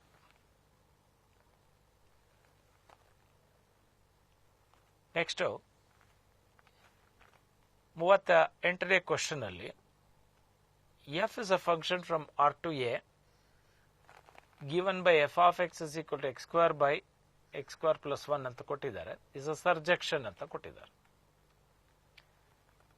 ಸೊ ದಟ್ ಮೀನ್ಸ್ A ನಲ್ಲಿರ್ತಕ್ಕಂಥ ಎಲ್ಲಾ element, that means here f of that is the range of f itself is A ಅಂತ ಆಯ್ತು. What is this A ಅಂದ್ರೆ we have to find range of f ಅಂತ ಆಯ್ತು ಈ problem ಅಲ್ಲಿ. ಈ range of F ಕಂಡುಹಿಡಿಬೇಕು ಅಂದ್ರೆ ಏನ್ ಮಾಡಬೇಕು? So let us take y is equal to x square plus x square by x square plus 1 ಅಂತ ಬರೀತೀವಿ. ಆವಾಗ x square y plus y is equal to x square ಅಂತ ಆಗುತ್ತೆ. So that means your x square into y minus 1 is equal to minus y ಆಯಿತು. ಆದ್ದರಿಂದ your x square will become equal to y by 1 minus y ಹೀಗೆ ಬರುತ್ತೆ. ಆದ್ದರಿಂದ x will become equal to root of y by 1 minus y ಅಂತ ಬರುತ್ತೆ. ಇಲ್ಲಿ x is equal to root of y by 1 minus y ಅಂದಾಗ you should observe here that this y should not be negative. y should not be negative. So ನೀವು ಆನ್ಸರ್ನ ಸ್ವಲ್ಪ check ಮಾಡಿ ನೋಡಿ, is it equal to this fourth option 0,1 ಅಂತ. ನಿಮಗೆ ಈ ಥರದ್ದು ಅರ್ಥ ಆಗಲಿಲ್ಲ ಅಂತಂದ್ರೆ ಒಂದು ಕೆಲಸ ಮಾಡ್ಬೋದು. y is equal to x square plus 1 by x square plus 1 ಇಲ್ಲಿ minus 1 ಅಂತ ನ್ಯೂಮರೇಟರ್ ನಲ್ಲಿ ಬರ್ಕೊಂಡ್ರೆ ಅವಾಗ ನಿಮಗೆ 1 minus 1 by x square plus 1 ಅಂತ ಬರುತ್ತೆ. y x can be any real number ಆಗಿರೋದ್ರಿಂದ x 0 ಆದಾಗ y will become equal to 0. But x ಏನೇ ರಿಯಲ್ ನಂಬರ್ ಕೊಟ್ಟರೂ ಕೂಡ so 1 by x square plus 1 minus 1 by x square plus 1 will be less than 1 only. ಅಂದ್ರೆ y equal to 1 minus 1 by x square plus 1 ಇದೆ. x is equal to 0 ಕೊಟ್ಟಾಗ y will be equal to 0. ಅಂದ್ರೆ y 0 ತಗೋಬಹುದು, but it can't attain 1 at any case. ಆದ್ರಿಂದ ಇದು ಯಾವಾಗಲೂ 1 minus 1 by x square plus 1 minus something, some positive quantity which is less than 1 ಆಗಿರೋದ್ರಿಂದ, so that means y always lies between these two values. So therefore the range of this function is, that is 0, 1, that is it can be equal to 0 but strictly less than 1. So ಈ ಥರ ಒಂದು ಕೆಲವೊಂದು ಪ್ರಾಬ್ಲಮ್ಸ್ಗಳು ಒಂದು ಸ್ವಲ್ಪ ಈ range ಕಂಡುಹಿಡಿಯೋದು ಎಲ್ಲ ಸ್ವಲ್ಪ important ಆಗಿ ಇರುತ್ತೆ.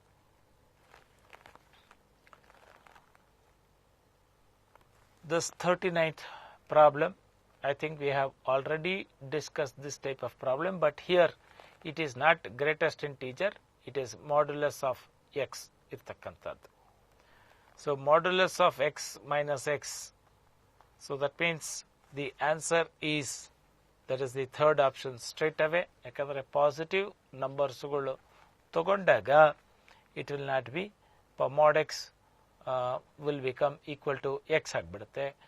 ನೆಗೆಟಿವ್ ನಂಬರ್ಸ್ಗಳು ತಗೊಂಡಾಗ mod x minus x will make it positive and x will not be equal to 0. Therefore, the third option is the right answer for this. Well, this 40th question, f of x is equal to log of x plus root of x square plus 1 is an even function, odd function, periodic function, none of these ಅಂತ ಕೊಟ್ಟಿದ್ದಾರೆ. ಈ even function, odd function, ಈ periodic function ಇದ್ರ ಬಗ್ಗೆ ನಿಮಗೆ ಮಾಹಿತಿ ನಿಮ್ಮ ಬುಕ್ನಲ್ಲಿ ಅಷ್ಟು ಇರೋದಿಲ್ಲ. ಆದ್ದರಿಂದ I will just explain few concepts. That is this, what is this even function, what is this odd function, what is a periodic function, and I'll also discuss the graph of the function, the fractional part of x. ಈ ಮೂರು concept ಒಂದು ಸ್ವಲ್ಪ ಈ objective type questions competitive ಎಕ್ಸಾಮ್ಸ್ಗಳಿಗೆ ಒಂದು ಸ್ವಲ್ಪ help ಆಗುವಂಥ ಒಂದು ವಿಷಯ.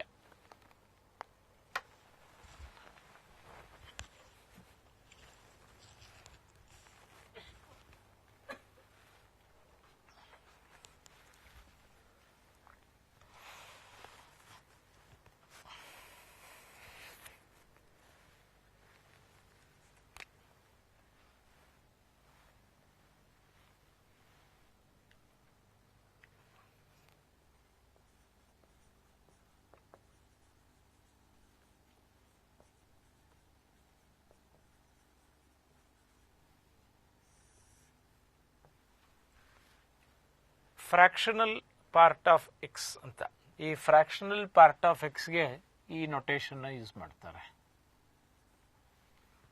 ಈ ಫ್ರಾಕ್ಷನಲ್ ಪಾರ್ಟ್ ಆಫ್ ಎಕ್ಸ್ ಬಂದು it is x minus greatest integer function, ಈ ಥರ ಬರೀತೀವಿ.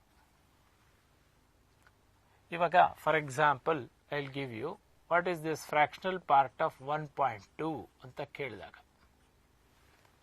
ನಾವೇನು ಮಾಡ್ತೀವಿ, ಇದನ್ನ 1.2 ಮೈನಸ್ ದಿಸ್ 1.2 ಗ್ರೇಟೆಸ್ಟ್ ಇಂಟೀಜರ್. ಅವಾಗ ಇದೇನಾಗುತ್ತೆ, 1.2 ಮೈನಸ್ ಈ greatest integer value of 1.2 is 1, so your answer becomes equal to 0.2 ಬರುತ್ತೆ. Next greatest integer of for example minus 3.7 ಅಂತ ಕೊಡ್ತೀನಿ ಅಂತ ಇಟ್ಕೊಳ್ಳಿ. ಅವಾಗೇನಾಗತ್ತೆ, this will be minus 3.7 minus the greatest integer value of this minus 3.7. This will be minus 3.7 minus, ಈಗ minus 3.7 ಅದಕ್ಕೆ greatest integer value confuse ಆಗಬೇಡಿ, this will be equal to minus 4, don't take it as 3. ಅವಾಗೇನಾಗತ್ತೆ, this will become 4 minus 3.7, this will become equal to 0.3. So ಇದರಿಂದ ನೀವು ಅರ್ಥ ಮಾಡ್ಕೋಬೇಕಾಗಿರೋದು ಇಷ್ಟೇ. For example, if I give what is this fractional part of 5.32 ಅಂತ ಕೊಟ್ರೆ ನೀವೇನ್ ಮಾಡ್ತೀರಾ, it is 0.32 ಅಂತ ಬರೀತೀರಾ. For example, minus 9.1 fractional part of this ಅಂತ ಕೊಟ್ರೆ this will become 0.9. ಇದರಿಂದ ಏನು ಅರ್ಥ ಆಯಿತು ಅಂತಂದರೆ, ಈ ಗ್ರಾಫ್ ಯಾವ ಥರ ಇರುತ್ತೆ ಅಂದರೆ, ಈ ಫ್ರ್ಯಾಕ್ಷನಲ್ ಪಾರ್ಟ್ ಆಫ್ ಎಕ್ಸ್ ಇರುತ್ತಲ್ಲ, ಈ ಫ್ರ್ಯಾಕ್ಷನಲ್ ಪಾರ್ಟ್ ಆಫ್ ಎಕ್ಸ್ ಬಂದು this will B always lying between 0 and 1 ಆಗಿರುತ್ತೆ. ಇಲ್ಲಿ 0 it will touch and it will not touch 1. ಅದರಿಂದ ನೀವು ಗ್ರಾಫ್ ಬರೆದ್ರೆ ಈ ಥರ ಇರುತ್ತೆ. For example, if I draw the graph like this, 0 1 2 3 ಇಷ್ಟಕ್ಕೆ ಬರಿತೀನಿ, ಅಷ್ಟಕ್ಕೆ ಸಾಕು. ಇಲ್ಲಿ 1 ಅಂತ ಬರಿತೀನಿ.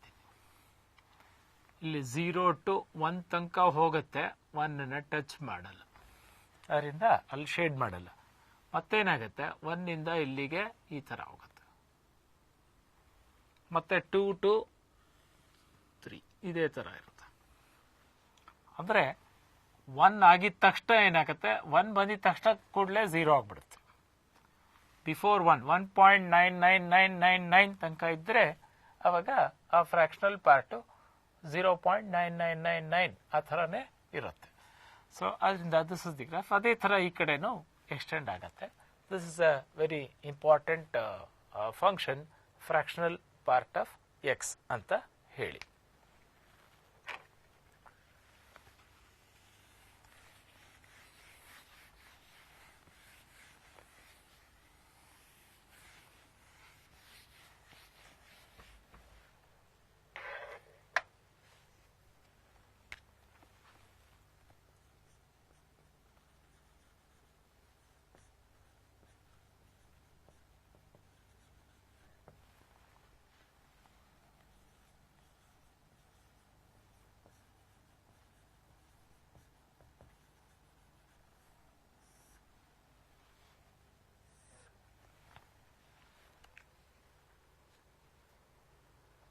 ಈವನ್ ಫಂಕ್ಷನ್, ಆಡ್ ಫಂಕ್ಷನ್ ಅಂತಂಥದ್ದು ಇದು ಒಂದು ಸ್ವಲ್ಪ ಇಂಪಾರ್ಟೆಂಟು ಕಾನ್ಸೆಪ್ಟ್.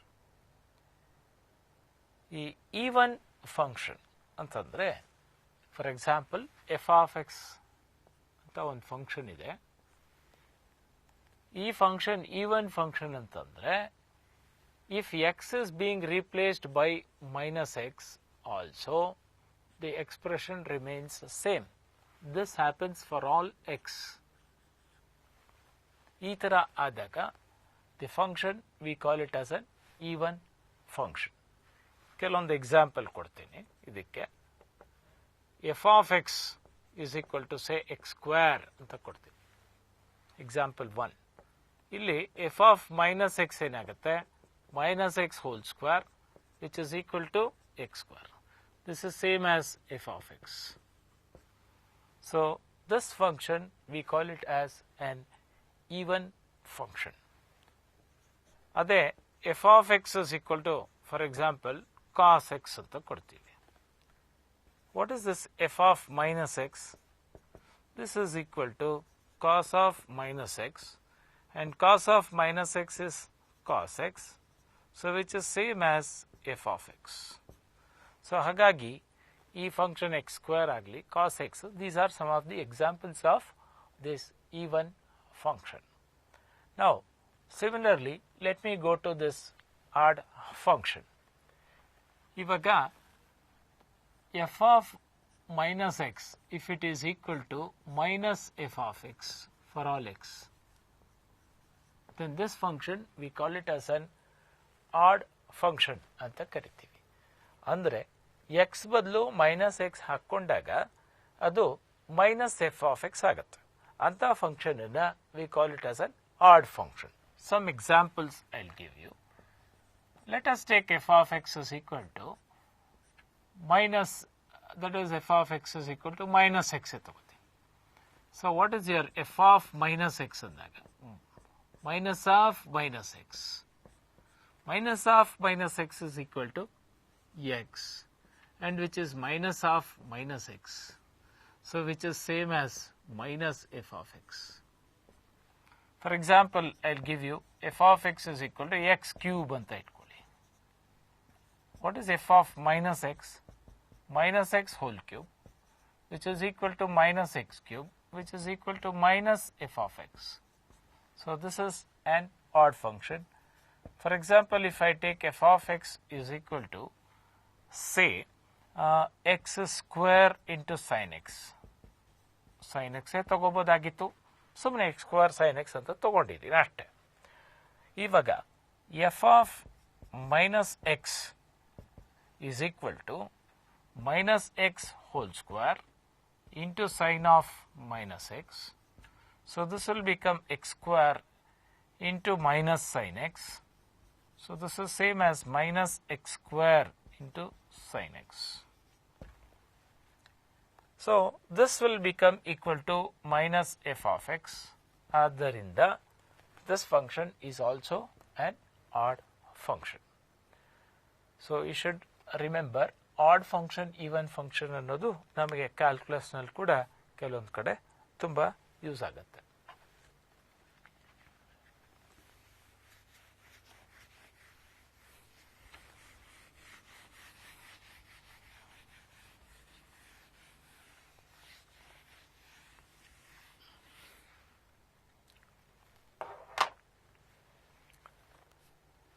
ಇಲ್ಲಿ ಪವರ್ ಪಾಯಿಂಟ್ನಲ್ಲಿ ಇದೆಯಲ್ಲ, ಆ ಫಂಕ್ಷನನ್ನು ಮತ್ತೆ ಇನ್ನೊಂದು ಸಾರಿ ಡಿಸ್ಕಸ್ ಮಾಡೋಣ. ಇಲ್ಲಿ f of x is equal to log of x plus root of x square plus 1 ಅಂತ ಕೊಟ್ಟಿದ್ದಾರೆ.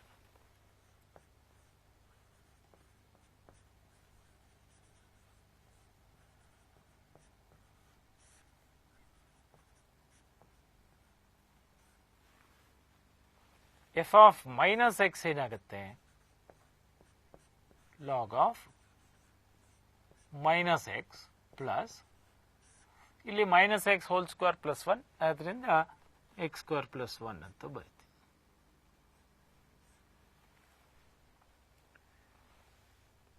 Now f of x plus f of minus x ಏನಾಗಬಹುದು? If you add these two, this will be log of x plus root of x square plus 1 plus log of minus x plus root of x square plus 1 ಆಗುತ್ತೆ. ನಮಗೆ ಗೊತ್ತಿದೆ log a plus log b is same as log a plus log b will be equal to log ab. ಆದ್ದರಿಂದ this will become log of x plus root of x square plus 1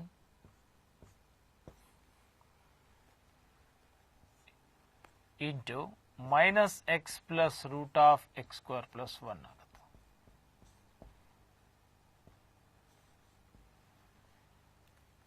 ಇದು log of, this will be x square plus 1 minus x square ಆಯಿತು. ಹಾಗಾದರೆ this is something like a plus b into a minus b, a square minus b square. ಆದ್ದರಿಂದ this will become ಇಲ್ಲಿ x square ಮತ್ತು minus x square cancel ಆಗಿ log 1 ಬರುತ್ತೆ, 0 ಬರುತ್ತೆ.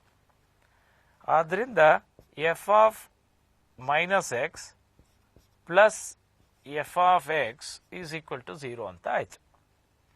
f of minus x plus f of x 0 ಆಗಿರೋದ್ರಿಂದ you are getting f of minus x as equal to minus f of x.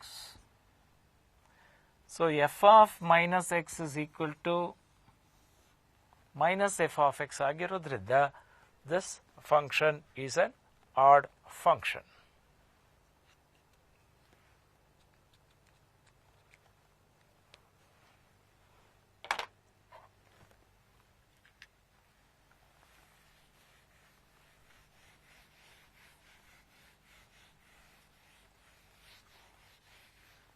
ಆಯ್ತಾ sir time?